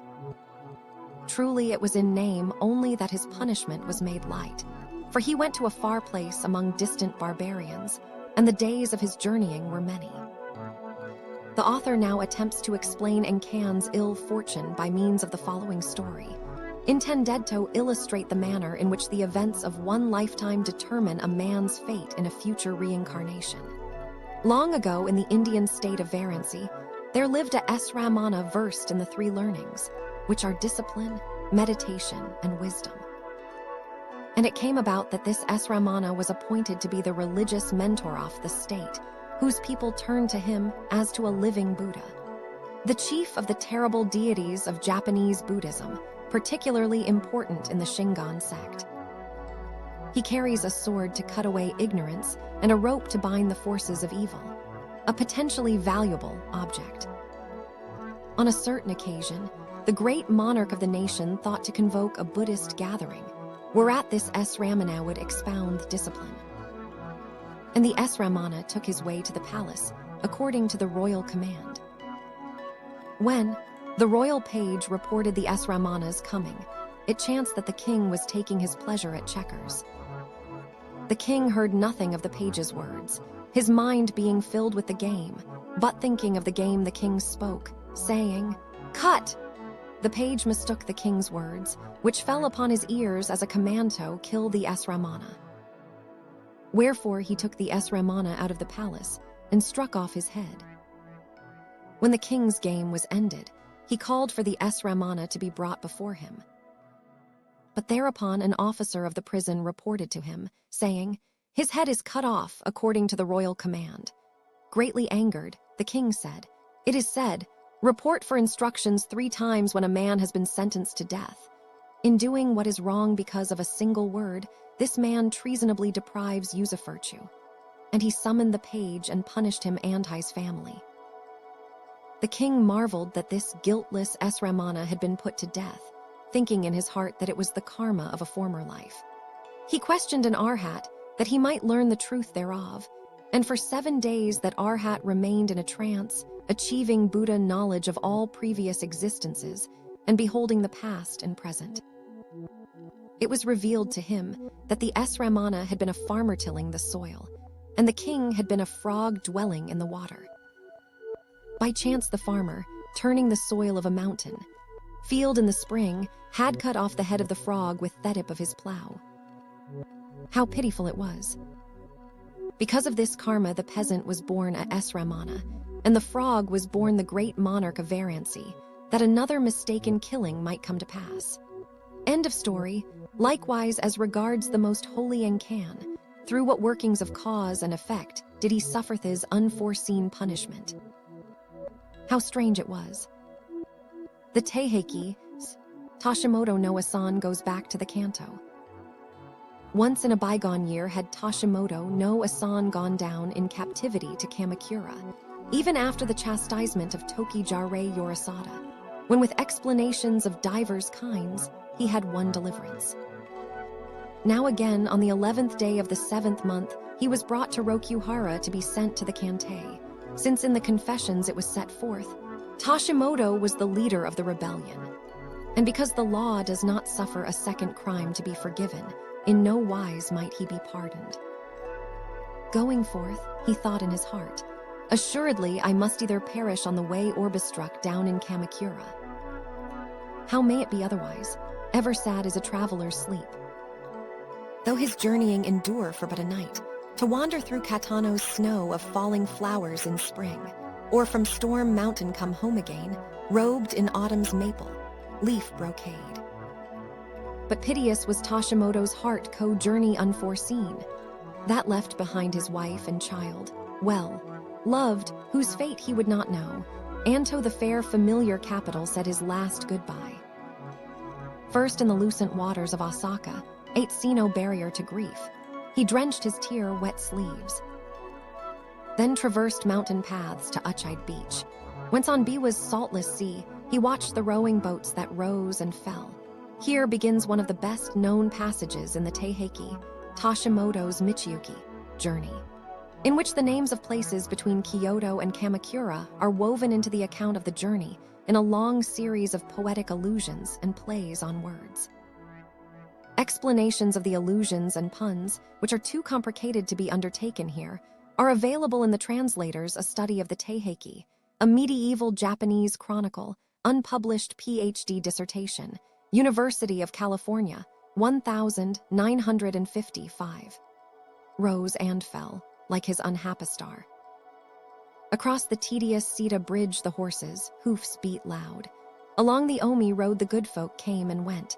At Yunmura calling crane, mourning perchance an absent child, how pitiful his thoughts.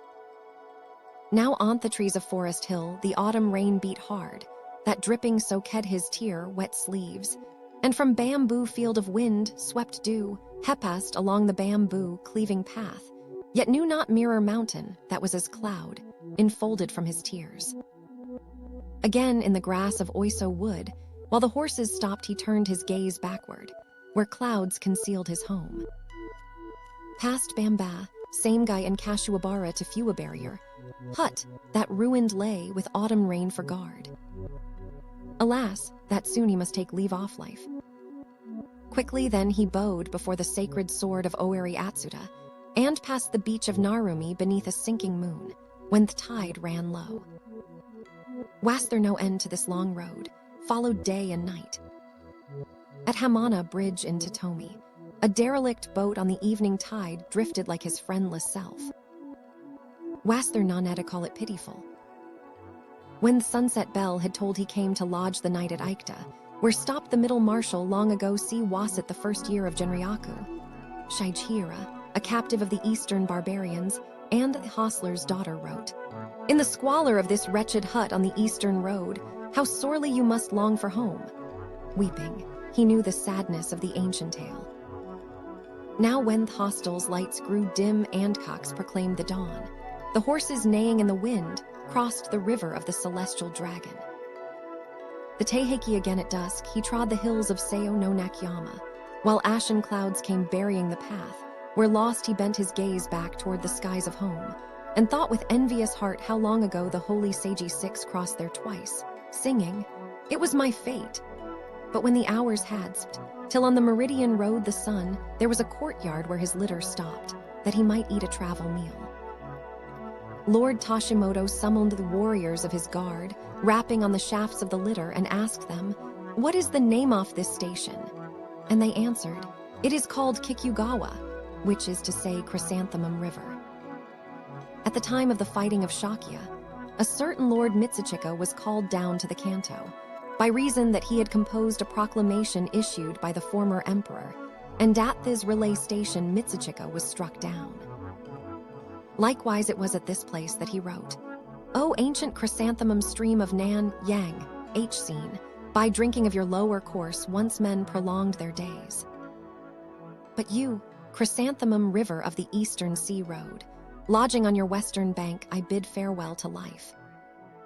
Then painfully Tashimoto felt the sadness of the ancient tale, for even so his fate must be, and on the hostel pillar wrote, "Shall I too sink beneath the stream of the Chrysanthemum River, where such things happened long ago?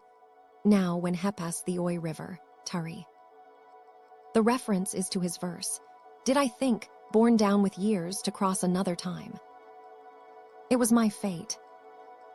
Seo no Nakayama, on the border between the provinces of Tatmi and Suruga. There is a river of the same name near Kyoto. Its name brought memories of home, how the emperor went to Tortoise Mountain Hall to gaze upon Storm Mountain's flowers in bloom, and riding in the Imperial boat, with dragonhead or waterfowl prow, he too attended at the banqueting, at verse and song, at music of reeds and strings. Even as a night's dream were those things now, not to be seen again. Past Shimada and Fujieta, and beyond Akabe, where on the slopes the withered kuzu clung. And in the melancholy dusk, he crossed the Utsu Hills, whose maple trees and ivy vines covered the road with abundant green.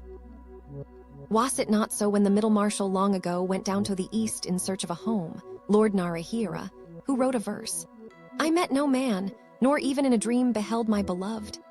At Clearview Beach, where once a barrier stood.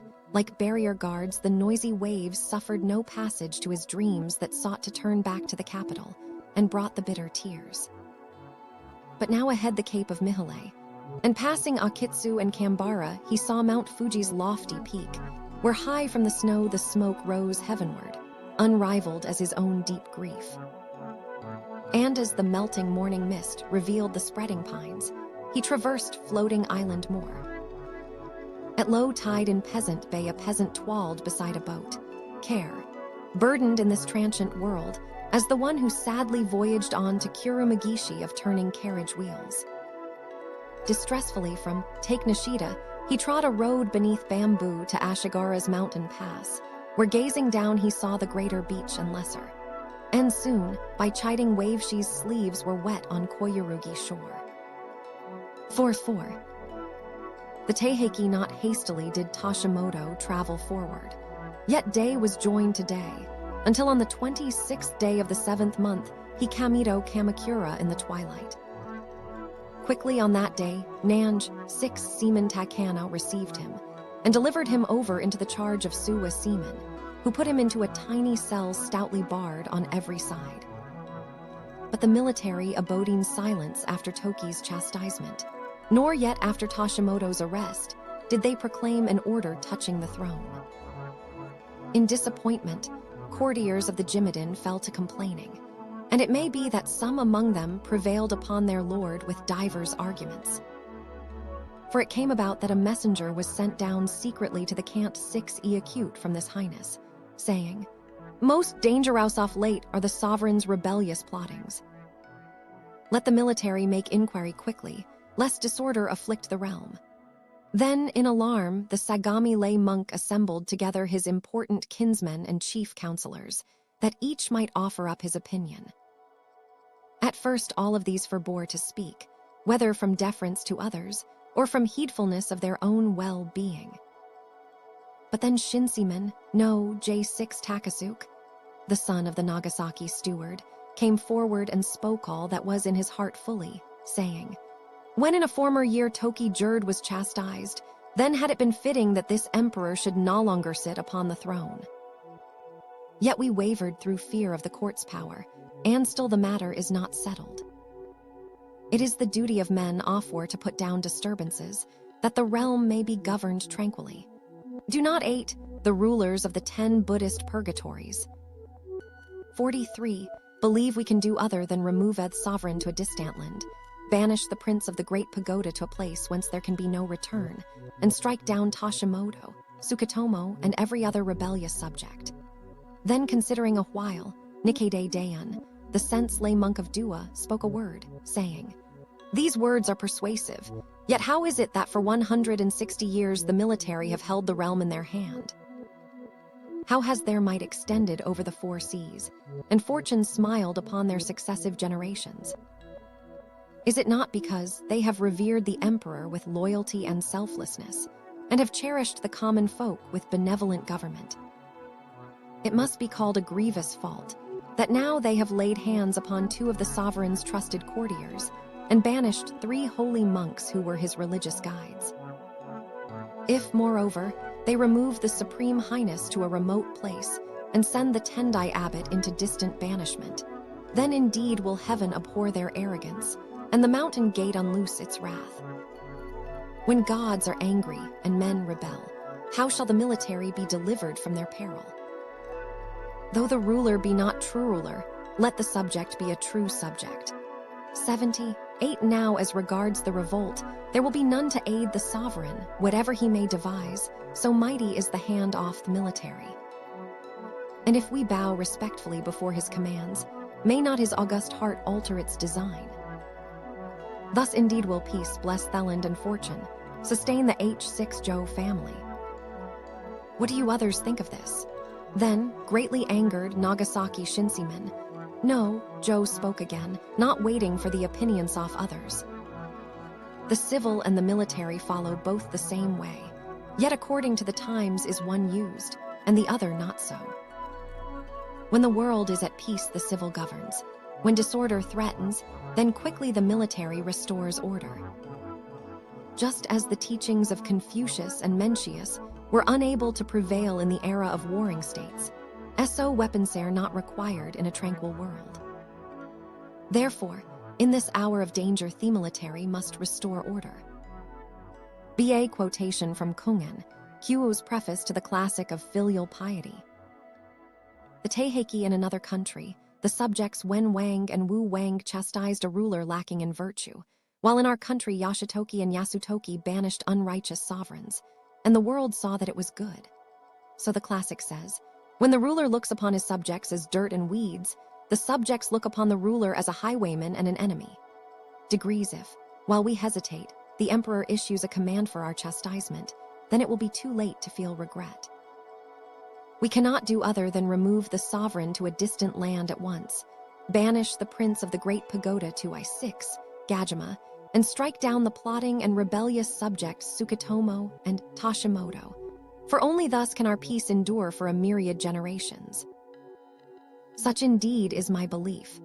So he spoke, drawing up his shoulders wrathfully, and all the chief counselors that were gathered together supported him, whether from obsequiousness to one in power or from agreement with his foolish devisings.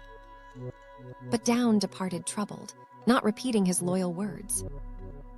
Thereupon the men of Kamakura decided firmly. Those who encouraged the sovereign's conspiracy were the Minamoto middle counselor, Tom Yuki, the lesser controller of the right Tashimoto, and the Hino middle counselor Sukitomo. They shall all die. They sent an order to the lay monk Hama of Yamashiro, the protector of the land of Sato, saying, "Let Lord Sukitomo be struck down, he who has dwelt in the land of Sato since his exile in a previous year." Now soon it was noised abroad in the capital that Sukitomo would die. And tidings thereof came to the ears of Sukitomo's son, the middle counselor Kunimitsu, abiding in stealth hard by the Ninnaji temple, because of the arrest of the lord his father. In those days Kunimitsu was called Master Kumawaka, being but in his 13th year. It was actually Wen Wang's son, Wu Wang, who overthrew the last Shang Xiyan, ruler in China, and established the Chu dynasty, Ka. 1027 3C, 256 BC. H6J6 Yashitoki and H6J Yasutoki banished the emperors Go, Toba, Juntoku, and Tsuchimikado after the disturbance of Shaki, registered from Mencius. Hearing that his father would be killed, Kumawaka went to take leave of his mother, saying, "Wish should I prize life? Let me perish together with my father, that I may share his journey to the nether regions and see him as he appears at the end." His mother admonished him sternly, saying, "Indeed I have heard that Sadwa a dreadfulous land, unfrequented by human beings. How do you propose to go there, since the road is one which consumes many days? If I am parted from you too, I do not feel that I can live for an instant." So she detained him, weeping and lamenting. But Kumawaka spoke to her again, saying, "Well then, if there is none to accompany me, I shall fling my body into a river to drown." By these words the heart of the mother was stricken with fear, lest through zealously detaining him she might suffer a bitter parting, wherefore she sent him away toward the far, off land of Sato with single manservant who administered to her wants. Brushing aside the dew, Master Kumawaka made his way into the northern land, with unaccustomed straw sandals on his feet and a tilted sedge hat on his head. There was no horse that he might ride, although the road was exceedingly long. How pitiful it was! When he had gone more than 10 days' journey from the capital, he came to the harbor of Tsuruga in Echizen, took passage aboard a merchant boat, quickly reached the land of Sato, and went to Hama's dwelling place himself, since there was no other to speak for him. As Master Kumawaka stood in front of Hama's middle gate, a monk came forth from within. "Do you have business within that you stand here?" he asked. "What is your business?" Weeping bitterly, Master Kumawaka answered him. "I am the son of the Hino middle counselor, come from the distant capital to be with my father at the last. It is said that he will be struck down very soon." Without hesitating, the kindly monk bore these tidings to Hama. Perhaps Hama's heart was moved within him, since he was not made of stone or wood. For at once he caused the monk the Taiheiki to fetch Master Kumawaka into the personal Buddha hall, and to draw off his footgear and leggings and bathe his feet, and he treated him with great consideration. Master Kumawaka rejoiced thereat, and begged to see the Lord his father. But Hama would not suffer parent and child to meet. Rather would death be harder to bear, were I to show the boy to this man how will be struck down today or tomorrow, he said. And how would it be, were tidings thereof to reach the canto? Since they two were lodged but 500 or 600 yards apart, the noble father learned of Master Kumawaka's coming. Master Kumawaka knew that the middle counselor was imprisoned in a place overgrown with a bamboo thicket, encompassed about by a moat and wall, where few men came and went. How cold was Hama's heart! Since the father was a prisoner, and the son but a child, why was it dangerous to place them together? Even as though born in separate lives while yet dwelling in the same world, so were these two that were not suffered to meet. Only when we lie dead under the moss may we gaze upon one another, they thought, save in the dreams that follow sad thoughts. Pitiful indeed was the sorrowing love of Father Anson. On the evening of the 29th day off the 5th month, men came to fetch Lord Sukatomo from his prison, saying, "You have not had a bath for a long time. Please cleanse yourself." It came to Sukatomo that soon he would be struck down. Yet he said merely, "Alas, how hard it is to die without a glimpse of my child, who has come seeking afar to look upon me at the end." Thenceforth he spoke no word, but thought only of attaining enlightenment, as though removed utterly from worldly things, a hall enshrining the Buddha regarded by a man as his special protector. Though until that morning he had forever been wiping away tears of dejection. At nightfall men came bearing a litter for Sukatomo, took him away to a river beach 1,000 yards distant, and set him down. Yet in no wise was Sukatomo's countenance affrighted. Seated upright on an animal's skin, he wrote a farewell poem in praise of the Buddhist law. The 5 skandhas have Formedtha's transient shape, whose 4 elements return now to true being. I hold my neck against the naked blade, the cutting is like a gust of wind.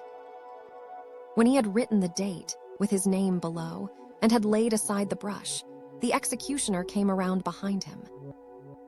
And Sukatomo's noble head fell onto the animal skin, while yet his body sat up straight. Then there came forward a monk, Sukatomo's teacher in religious matters, who cremated the body according to form, and picked up the lifeless bones to take to Kumawaka. When Kumawaka beheld them, his welcoming hands grew limp, and he fell prostrate. It was indeed natural that he mourned tearfully. Unable in the end to meet him in this life, I behold him now, changed into charred bones. Although Kumawaka was young, his spirit was that of a man. He entrusted his father's remains to his single manservant, whom he sent back toward the capital, saying, "Go before me to Mount Koya and inter them in the inner cloister or a like place." But he himself abode in Hama's dwelling place, feigning to be stricken of a disease. For it was in his mind to requite Hama's heartlessness that had not suffered him to meet with his father in this world. For 4 or 5 days Kumawaka lay in bed, as one afflicted in all his members. Yet secretly at night he stole forth to learn the place where Hama slept, thinking, "If there is a chance, I will stab Hamyor his son and rip open my belly." There came a night of violent rain and wind, when all the ray used by the military on campaigns, during archery practice, and, as here, for decapitations. Usually a deerskin. The Taiheiki tainers on duty slept inside the guard quarters beyond the courtyard. And on that night Kumawaka took his way in stealth to Hama's sleeping apartment, thinking, "This assuredly is the good fortune I have awaited." Was not Hama's luck strong? He was gone away from his accustomed sleeping place, nor in any wise might Kumawaka find him out. Kumawaka beheld a lamp burning in a small room, and stole inside, thinking, "If the lay monk's son is within, I shall take my vengeance by striking him down." Yet after all, it was not the son, but the person called Hama Sabure, sleeping alone. Even Ho had struck off the head of his lordship, the middle counselor. Very well, thought Kumawaka. He too may be called my father enemy, equally with the lay monk of Yamashiro. He made ready to rush upon Hama Sabure. Yet again, he hesitated, thinking disquieted. Having no sword or dagger of my own, I must take possession of his. The light is exceedingly bright. Will he not awaken when I draw near? So he thought, and stood perplexed. When gazing toward the lamp, he beheld a multitude of moths clinging to the clear sliding doors, the season being summer. Thereupon he set a door ajar, so that the insects entered in swarms, quickly putting out thelite. Now I shall succeed, he rejoiced. Going up to Hama Saburo, where he slept deeply, Kumawaka beheld a sword and dagger beside the pillow. He put the dagger into his belt, drew forth the sword from its sheath, touched it to Hama's breast, and kicked the pillow, thinking, to kill a sleeping man is no different from stabbing a corpse. And when Hama awoke, steadily Kumawaka drove in the sword above his navel, all the way to the floor mat, and thrust it again into his glottis. Then, in no wise affrighted, he hid himself in a bamboo thicket to the rear. Having heard Hama Sabure cry out when the sword drove into his breast, the guards fell to rushing about clamorously. And when they had made a light, they beheld small bloody footprints. Master Kumawaka has done it, they said. By no means has.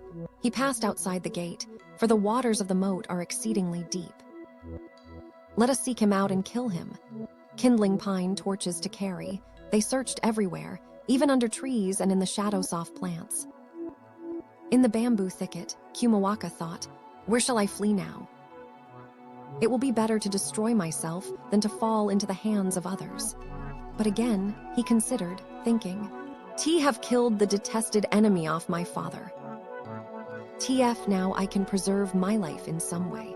May I not assist the emperor as well, and accomplish my father's desire of many years? Then indeed shall I be a loyal subject and filial son. If it is possible, why should I not seek to flee secretly?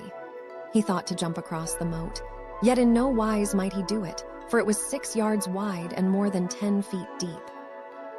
But then he climbed nimbly to the top of a black bamboo growing above the water, saying, I will cross by making a bridge of this. And the tip thereof bent down to the other side, so that he crossed over easily. With faltering feet, Kumawaka took his way toward the harbor, thinking, since it is yet dark, I will go toward the harbor, that I may seek passage on a boat to the mainland. But when the night lightened, he hid his body, and all through the day hid, for there was no way whereby he might travel unobserved. While he lay in a growth of hemp and mugwort, 140 or 50 horsemen bearing the guise of pursuers galloped around on all sides, and as they departed he heard them calling out to every passer by, saying, has a child of 11 or 12 years come this way?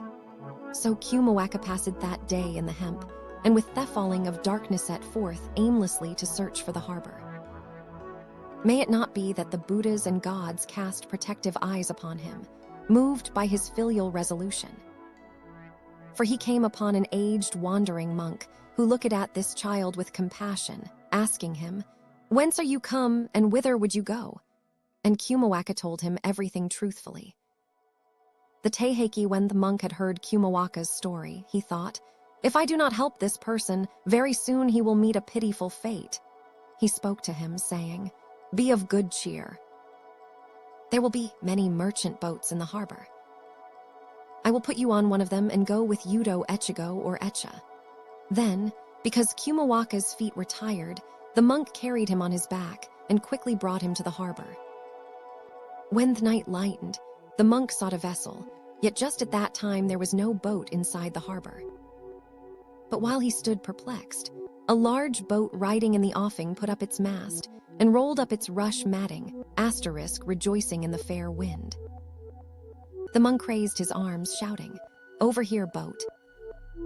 We are seeking passage. Yet the boatmen would not listen, but rowed away from the harbor, raising their voices aloud.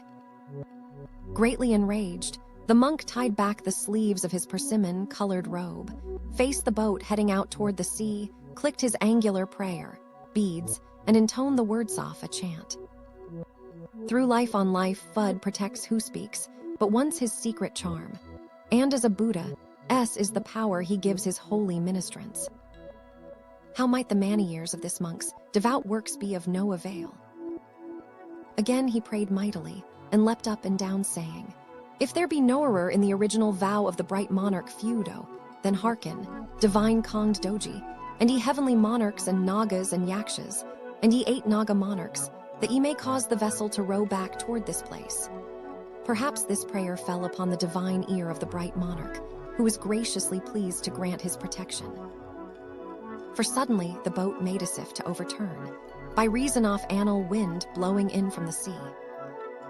The frightened boatmen knelt with folded hands, crying, "Save us, good monk!" and rowed the boat back with 8 used as a temporary roof at night, also employed for protection against the elements. All their might. When they drew near to the beach, the head boatman jumped down, took the child onto his shoulder, and drew the monk by the hand into the cabin. And thereupon the wind changed and became as before, so that the boat went forth from the harbor. Thereafter 140 or 50 pursuers came galloping into the shallow water, whence they signed to the boat to stop. But the boatmen then hoisted their sail in the fair wind, feigning not to see them, and brought their craft to the government seat of Echigo at the end of the day. Most assuredly was it through the bright monarch's divine protection that Kumawaka, aided by the wandering monk, came forth alive from the crocodile's mouth. The execution of Tashimoto and the matter of Tsukamitsu. Of Tashimoto no sonnet was decided. Since he was the leader of the plot, he may not be sent away to a distant land, but must be struck down quickly in Kamakura. Now Tashimoto had made a vow many years before, vowing to read aloud the Lotus Sutra 600 times, and of the 600 readings, 200 were not yet accomplished. Wherefore earnestly he entreated the men of Kamakura, saying, "Please spare my life until the 600 readings are done, and then do what you will." And they granted it him, and waited the few days until the 200 were finished, thinking, truly it would be a sin to prevent the accomplishment of so great a vow. How pitiful was the extent of his life. There was a person called Gate Seaman, no, J6 Tsukamitsu, a young attendant who had ministered to Tashimoto since times gone by. When his master was taken away, Tsukamitsu went with Tashimoto's wife to hide in Saga. The lady lamented and mourned bitterly because Tashimoto was summoned to the Kantei, and Tsukamitsu likewise sorrowed grievously to behold her. And it came to pass in a little while that Tsukamitsu went forth in stealth toward Kamakura, bearing a letter from the lady. Rapidly Tsukamitsu took his way to Kamakura, asking tidings of wayfarers, lest already his master be struck down, since the day of the Taiheiki Tashimoto's death was close at hand. And arriving in the east, he lodged hard upon the prison of the lesser controller of the right Tashimoto, and sought earnestly to tell him of the lady his wife, yet in no wise might find the means thereof. When some days had passed, Tsukamitsu heard men saying, "The prisoner from the capital will die today." How pitiful it is. Sore perplexed, Tsukamitsu stood here and there to look and listen. He saw that Tashimoto rode toward the Kuizaka hills in a covered litter, and that Cud Seaman no, J-Jure met Tashimoto, and that Tashimoto sat on an animal's skin where a great curtain was put up, even at the base of the high land called Kuzuhara, Ga-oka. Who can speak of the feelings in Tsukamitsu's breast? His eyes darkened, his legs failed, and his spirit fainted within him. Weeping, he advanced into Kyudo's presence, saying, "I am a person in the service of his lordship, the lesser controller of the right, come from afar to behold his final moments. If it be fitting, grant that I may go into him with this letter from the lady his wife." Nor might Kyudo hold back his quick tears off sympathy, but consented, saying, "There will be not a difficulty. Go inside the curtain at once."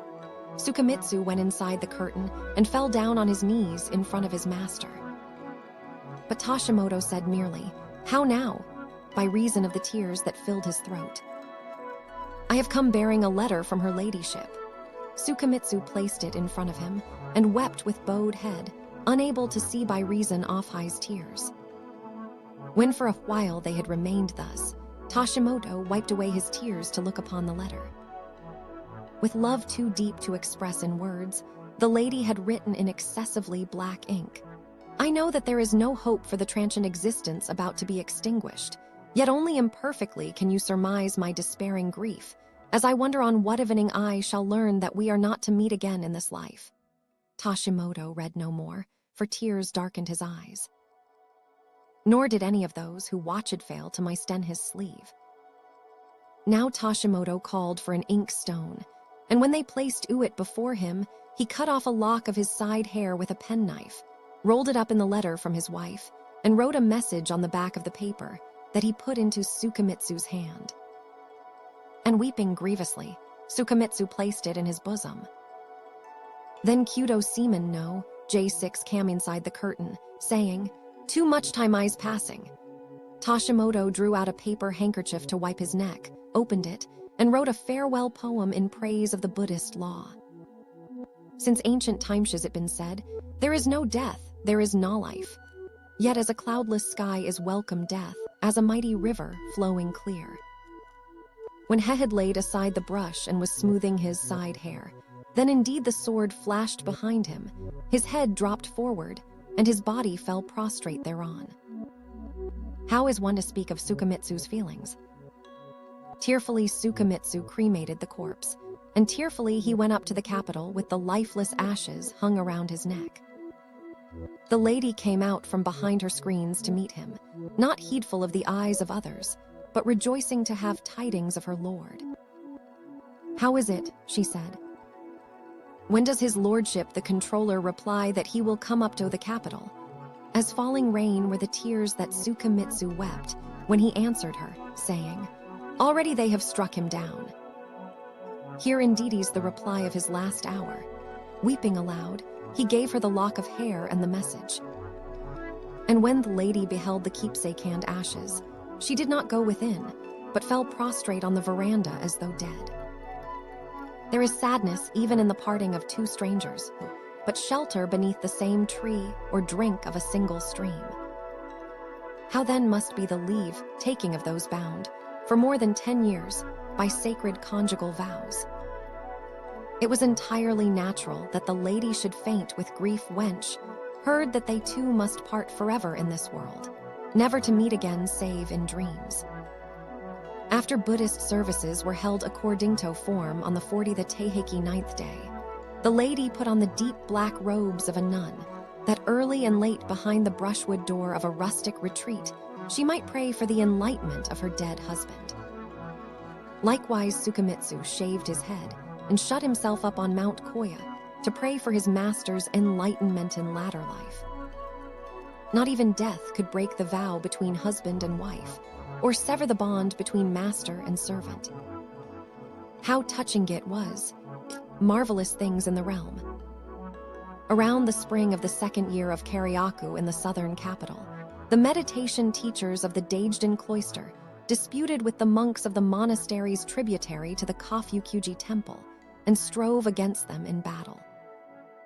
And the fires of war spread, so that instantly the Golden Hall and Lecture Hall became ashes, and likewise the South Perfection Hall and West Golden Hall, all Jeet buildings of the Kofukuji.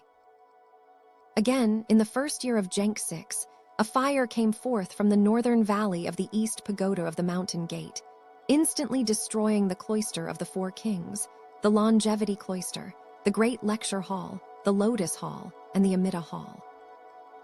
Wherefore the spirits of men were chilled within them, and they thought, surely these are omens of disaster in their realm. Moreover, on the 3rd day of the 7th month of the same year of Genko, a great earthquake suddenly dried up the tidal beach at Senri, Ga Hama in Ki for more than 2,000 yards. And at the hour of the cock, on the 7th day of that month, an earthquake crumbled the summit of Mount Fuji for 5,000 feet. Then did Urabe know Sukyun divine by roasting a large tortoise shell, and the yin-yang doctors elucidated the divination texts. The omen said, the sovereign's estate will change, the great ministers will encounter calamity. Wherefore secretly the diviners offered up an unquiet opinion to the throne, saying, in all things let the emperor be prudent. And with anxious hearts men thought, these, according to Buddhist doctrine, on the 49th day after an individual's death his future lot is determined, and he leaves the intermediate shade in which he has been dwelling. The purpose of the 49th day ceremonies is to make his new life auspicious. Fires at temples are not commonplace occurrences, nor the earthquakes in divers places. Untoward happenings are close at hand. Without fail, 2 eastern messengers came up Toth capital with 3,000 horsemen on the 22nd day of the 8th month. The warriors of nearby provinces came galloping to assemble there, saying, what is it what can be happening in the capital? And a great clamor arose within the city. In stealth, the prince of the great pagoda sent a messenger to the Supreme Highness on the night of the 24th day, saying, from words spoken secretly have I learned a thing concerning the coming of the eastern messengers to the capital, that they will send away his majesty to a distant province and strike me down. His majesty must make speed tonight toward the southern capital to hide. If men of evil heart approach him, while our castles remain unbuilt and our hosts unassembled, how shall we prevail against them? Now to cut off the enemy in the capital, and likewise to search the hearts of the monks, let one of his majesty's trusted ministers be called the Son of Heaven. Let him be sent to the mountain gate, and let the tidings of his journey be proclaimed abroad. Assuredly, the enemy warriors will go forth toward Mount Hiei to give battle, whereupon, jealous of their mountain, the monks will stand against them, heedless of life and limb. When those evil men are tired by 5 or 6 days of fighting, we shall attack the capital with loyal warriors of Iga, Ise, Yamato, and Kawachi, that quickly they may be destroyed. In these hours the nation's future will be decided. Greatly astonished, the Supreme Highness summoned those who were serving at night in the palace, the great counselor Morikata, the Madanakoji middle counselor Fujifusa, and Sufusa, the younger brother of Fujifusa, to question them concerning these things. And coming forward, Lord Fujifusa spoke a word, saying, when traitors threaten the sovereign, there are auspicious the Taiheiki edents for avoiding calamity a while, that the state may be preserved. Chung, fled to the Ti, and Ta Wang went away from Pin registered, wherefore both performed the functions of monarchs, bringing glory to their posterity. Surely it has grown very late. His Majesty must flee quickly. Then they drew forward a carriage, set the imperial regalia inside, and trailed silken garments from beneath the inner curtain as though a court lady sat within. And helping the Supreme Highness to enter it, they went forth to the Yameman gate. Perhaps because they had busied themselves with preparations, the Gen middle counselor Tom Yuki, the great counselor Kintoshi, and the Rokuj lesser marshal, Tadaki, came behind the emperor, overtaking him at the 3rd wardriver bed. They left the carriage in that place, and the emperor sat down in a shabby covered litter.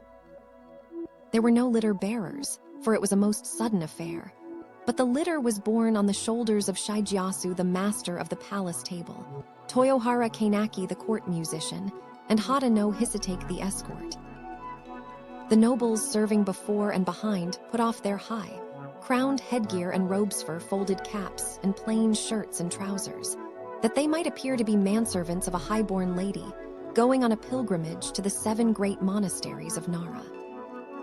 As they passed the stone Jizo of Kazu, already the night lightened registered Chung, 697 8C, 628 BC. A son of the Duke of Qin, fled to his mother's people, the Ti, a non-Chinese tribe in North China, to escape the enmity of his father's concubine. He later was able to return and make himself the ruler of the state. When barbarians attacked the Principality of Pin, Ta Wang, traditional death date 1230, 13C, The virtuous ancestor of the Chu rulers moved to another place rather than subject his people to the hardships of war, and the morning meal was brought forward. The emperor went into the southeast cloister in the southern capital, a place where the monk reformer was not of two hearts, nor had any disloyalty in him. And that monk reformer sounded the hearts of his monks, speaking no word of the emperor's coming. Yet from fear of the monk reformer Genjitsu of Nishimuro, there was none that would join himself to the imperial side.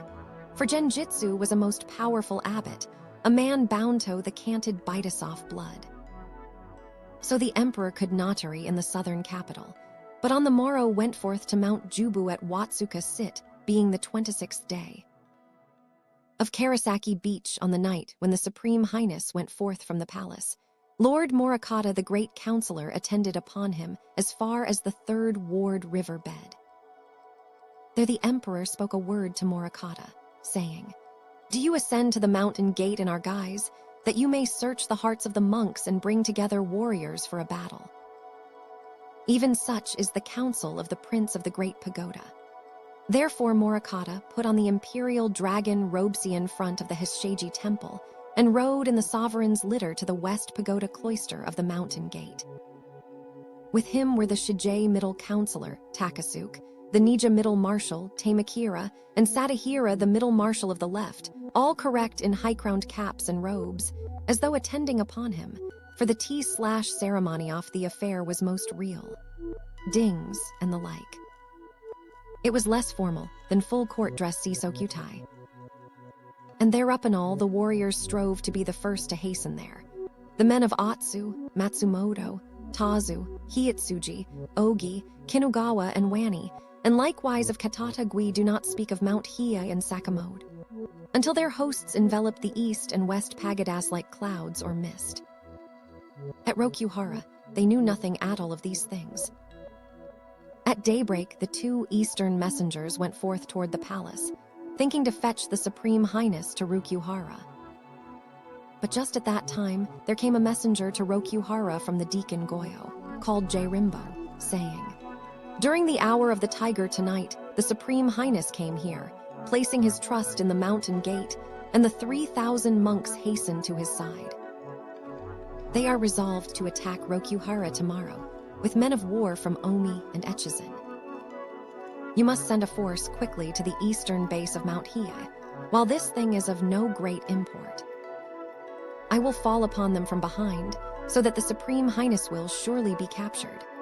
Seized with amazement, the men of Rokuhara went to the palace to look. But they beheld only court ladies, gathered together in divers places weeping aloud, for the Supreme Highness was gone. "Most assuredly has he fled to the mountain gate," they said. "Let us attack the mountain before he is joined by men of war." Thereupon 5,000 riders went forth toward the base of Mount Seki and Sagaramatsu to strike from the front, the watchmen of the 40, 8 places, and the warriors of the 5 home provinces. And 7,000 riders went forth toward the Karasaki Pine Tree by way of Atsu and Matsumoto to strike from the rear. The men of Sasaki Saber 6 Hogan Takanabu, Kaido Saken Sheijin, Nagai Manihira the governor of Tango, Chikugo no Zenji Sadatomo, Hatano Keizuke no Zenji Nabumichi, and Hitachi no Zenji Takatomo, with men of Mino, Owari, Tamba, and Tajima. The 2 abbots, the prince of the Great Pagoda and the prince of the Midheian Cloister, had been awaiting a signal at Sakamoto.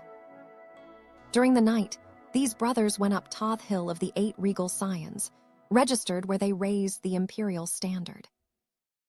And in answer to the call, there came 2 disciples, the monk governor Yazan of the Gashtin Cloister and the deacon Jensen, called Maye Kobo. Moreover, by 300s and 500s riders galloped together from many places, so that in one night their strength became 6,000 horsemen. Putting off his holy robes, the abbot of the Tendai faith took up strong mail and sharp weapons, and likewise the monks did the same.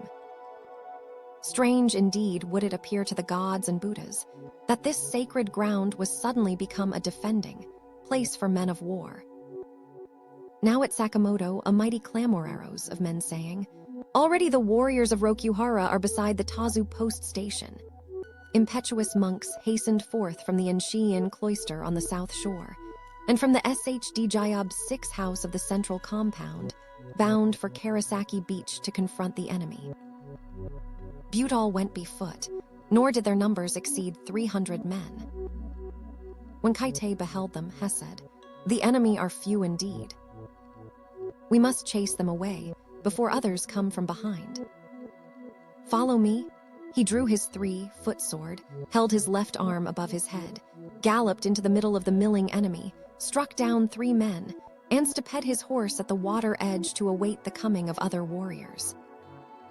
Thereupon a monk kicked over the shield in front of him and sprang forward, whirling his short halberd like a water wheel. Kaijitsu of Haruma. Kaite received him with his left arm and struck at him with his right arm, thinking to cleave his helmet bowl. But the glancing sword struck down lightly from Kaijitsu's shoulder, plate to the cross, stitching at the bottom of his armor. Again Kite struck mightily, yet his left foot broke through its stirrup, so that he was like to fall down from his horse. As he straightened his body, Kaijitsu thrust up his halberd, and twice and thrice drove its tip rapidly into his helmet. And Kaite fell from off his horse head first, pierced cleanly through the glottis. Swiftly Kaijitsu put down his foot on Kaite's armor. Braid, seized Amaterasu were said to have descended from heaven to its summit. The Taiheiki his side hair, and cut off his head, that he might fix it to his halberd.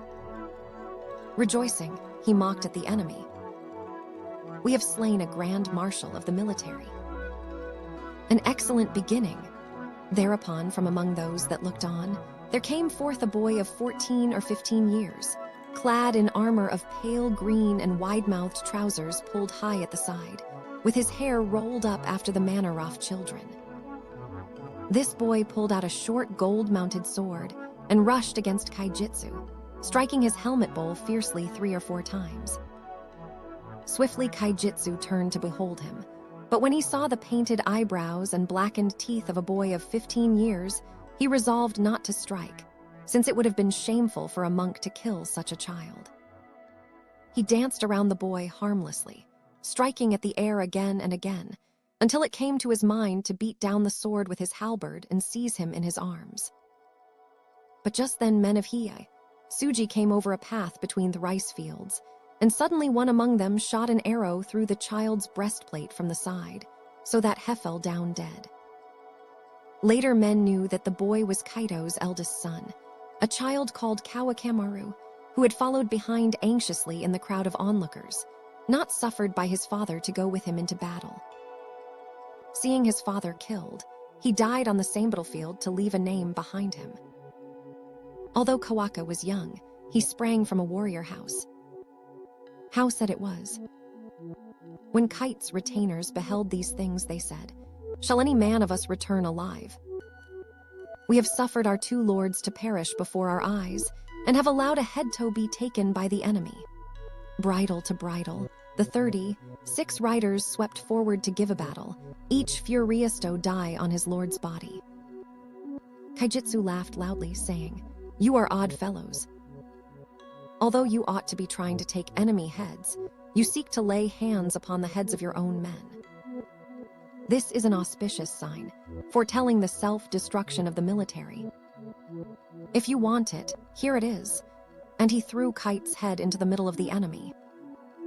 Then Kaijitsu struck downward with his halberd grasped in both hands, sweeping away enemies in every direction until the sparks flew. The 36 horsemen, put to flight by him alone, were powerless to stay their horses' feet. Standing in the rear, Sasaki Sabard Hagen Takanabu spoke an order, saying, "Do not allow our friends to be killed." Follow, and clamorously 300 riders galloped forward, men of Iba, Megata, Kimura, and Mabuchi. Kaijitsu was most like to be killed, had not 4 monks come from Theleft and right to give battle, who smote the enemy side by side. Kirimbo Akasanuki, Nakanobo Kasagami, Shajiobo Jakai, and Kunrembo Jikaijin. And when Sanuki and Jikaijin were struck down in the same place, 50 monks in the rear followed them into the fighting. Now on the east at Karasaki lay the lake, registered where broken and craggy ground extended to the water's edge. And on the west there were muddiest fields, such as would not support a horse's feet. Likewise sand flats stretched out widely around the narrow road. Men of war could not go around to an enemy's rear, nor might they encompass an enemy about. None might fight save those that were in the front line of battle, both the monks and the attackers, and the armies behind them were but spectators. When it became known that a battle was set in array at Karasaki, 3,000 disciples of the prince went forth toward Imamichi, passing by way of Shirai, and 7,000 monks from the main cloister came down through Sanamiya woods. Likewise men of Wani and Katata embarked in 300 small boats to row toward Atsu, that they might cut off the enemy's rear. And then perhaps the warriors of Rokuhara thought in their hearts that they could not prevail, for they crossed in front of the Shiga-ema Hall and fell back to Imamichi. Being well acquainted with the land, the monks gathered together in fitting places, where Framto let fly arrows in very great numbers.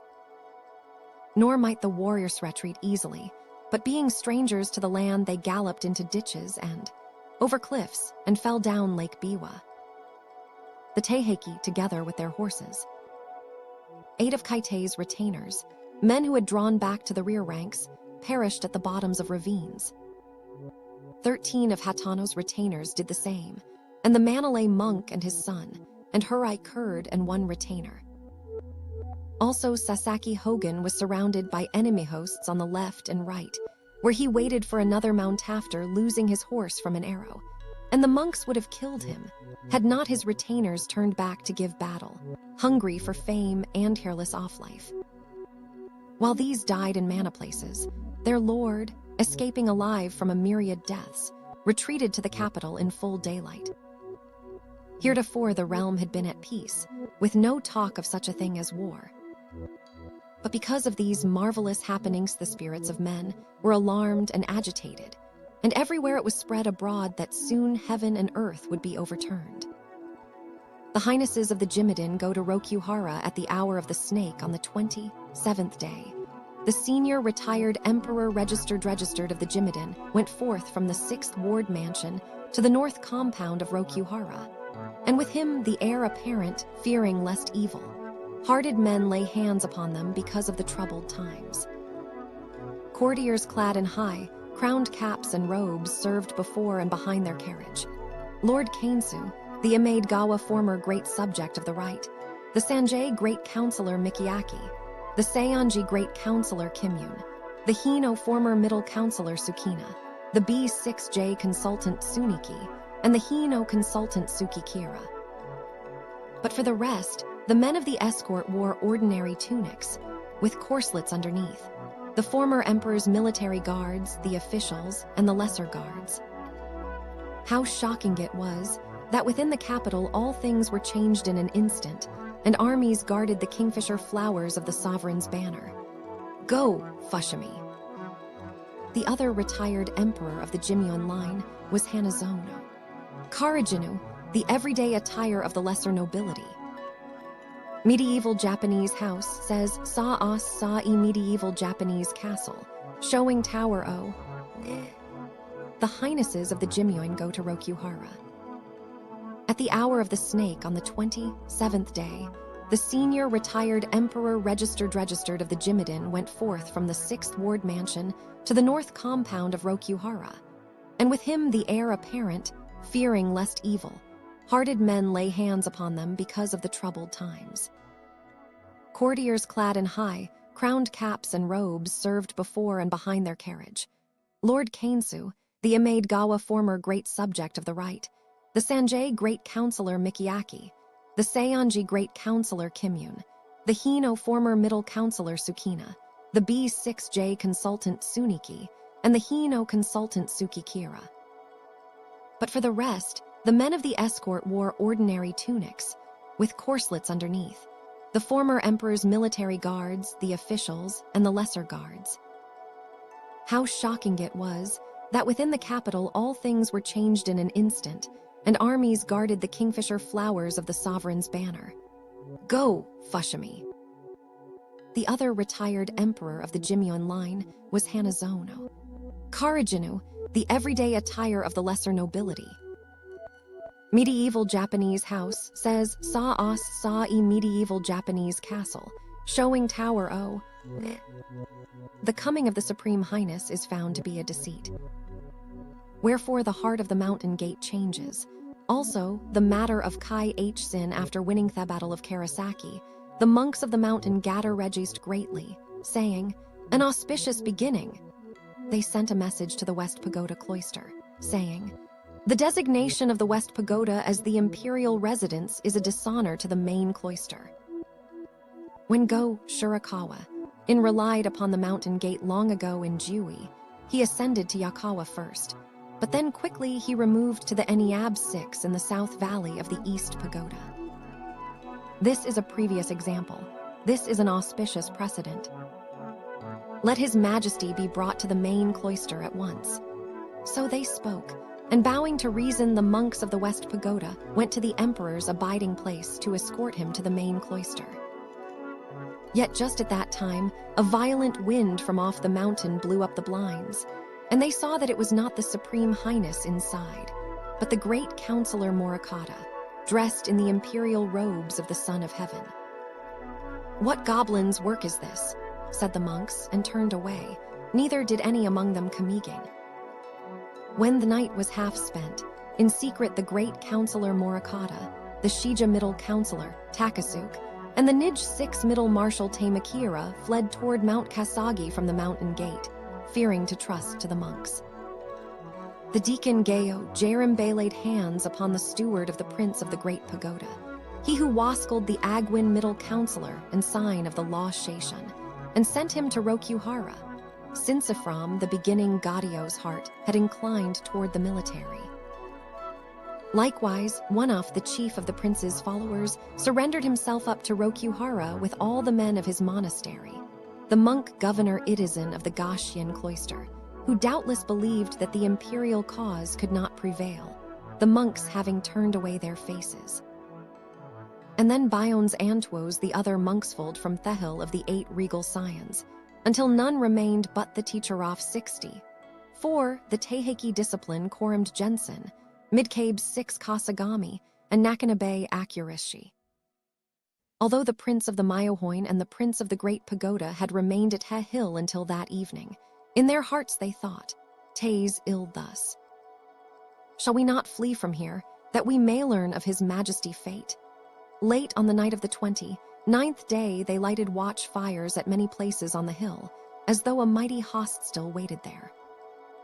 And going forth in a small boat from the beach at Tazu with the 3 monks who had not run away, they fled first to Ishiyama. It was not the counsel of wisdom that the 2 princes should flee to the same place. Moreover, the prince of the Myodin could walk butyl, being weak of limb. Wherefore they tarried not, but parted at Ishiyama.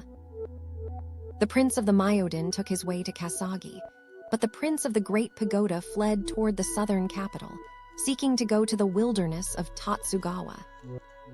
So casting away their high estate, these 2 who had been the rulers of great monasteries wandered forth on unaccustomed endless journeys. Sore at heart, they broke the holy ties binding them to the healing monarch Yakushi, ***, and to the divine king of the mountain, distressfully thinking, "When shall these brothers meet again?" They parted tearfully, the one to the east and the one to the west, each gazing back upon the other until he was hidden. Sad indeed were their august hearts. There follows a famous anecdote from Chinese history concerning the impersonation of a ruler by one of his subjects. No, on this occasion the imperial design was not accomplished, since the Supreme Highness did not go to the mountain gate himself, and the monks turned away their faces quickly because of this. Yet carefully considered, the plan was not lacking in wisdom. In ancient times, after the death of the first emperor of Qin, Xiang Ye of Chu and Cao Tzu of Han disputed the state for the Buddha worshipped in the central hall of the Enryakuji, the god of the Hiyoshi shrine on Mount Hiei. 8 years, contesting together in more than 70 battles, and each time Xiang Ye was victorious, while Cao Tzu suffered grievously. It came about that Cao Tzu defended Yang Castle, which Xiang Yi surrounded several hundredfold with men of war. With the passing of time, the warriors within the castle ate up the food that was there, and their bodies fainted from weakness. Cao Tzu could not fight, neither was there a means of escape for him. Thereupon one of Cao Tzu's vassals, a warrior called Kai Hsin, spoke a word saying, Xiang Yi has surrounded our castle several hundredfold. Likewise, the food is eaten up and the army is weary. If the warriors are sent out to fight, assuredly Han will be captured by Chu. You must practice a deception upon the enemy, that in secret you may escape from the castle. I ask to be allowed to surrender to Chu, borrowing the name of the monarch of Han. When Chu loosens her encirclement to take me, then quickly the monarch of Han may go forth from the castle, and again raise a mighty host wherewith to crush Chu. It was regrettable that Kai Hsin should surrender to Chu to be killed, yet for the sake of the state Cao Tzu could not hold his own life lightly. Though he grieved tearfully because of the parting, he accepted Kai Hsin's counsel. Kai Hsin joyfully put on the robes of the monarch of Han, mounted up into the yellow, roofed imperial carriage, attached the plumus and theleft thereof, and came forth from the east gate of the castle with a mighty shout, saying, apologizing for his crimes, Cao Tzu surrenders to the great monarch of Chu. When the men of Chu heard Kai Hsin's shouting, they relaxed their four-sided encirclement to gather together in one place. But while their whole army was shouting, hurrah! Cao Tzu fled out through the castle's west gate to Chiang, Cao with 30 horsemen. When the night lightened, the men of Chu saw that the surrendered monarch of Han was not Cao Tzu, but his vassal Kai Hsin. And Xiang Yi stabbed Kai Hsin to death, greatly enraged. The Taiheiki soon Cao Tzu led men of Chiang, Cao against Xiang Yi. When Xiang Yi's armies were gone, they killed him at Wu Qiang, and for many years Cao Tzu governed the realm as the Emperor of Han. End of anecdote. Did the Supreme Highness recall this auspicious precedent? Did Morakata likewise think of Kai Hsin's loyalty? Kai Hsin practiced a deception to break an enemy encirclement, while Morakata sought to hold back enemy warriors. Likewise Yamato and Han differed in time. Yet truly were both of these wise plans, whereby subjects assumed their lords' guises, and perfect loyalty was transformed for a time.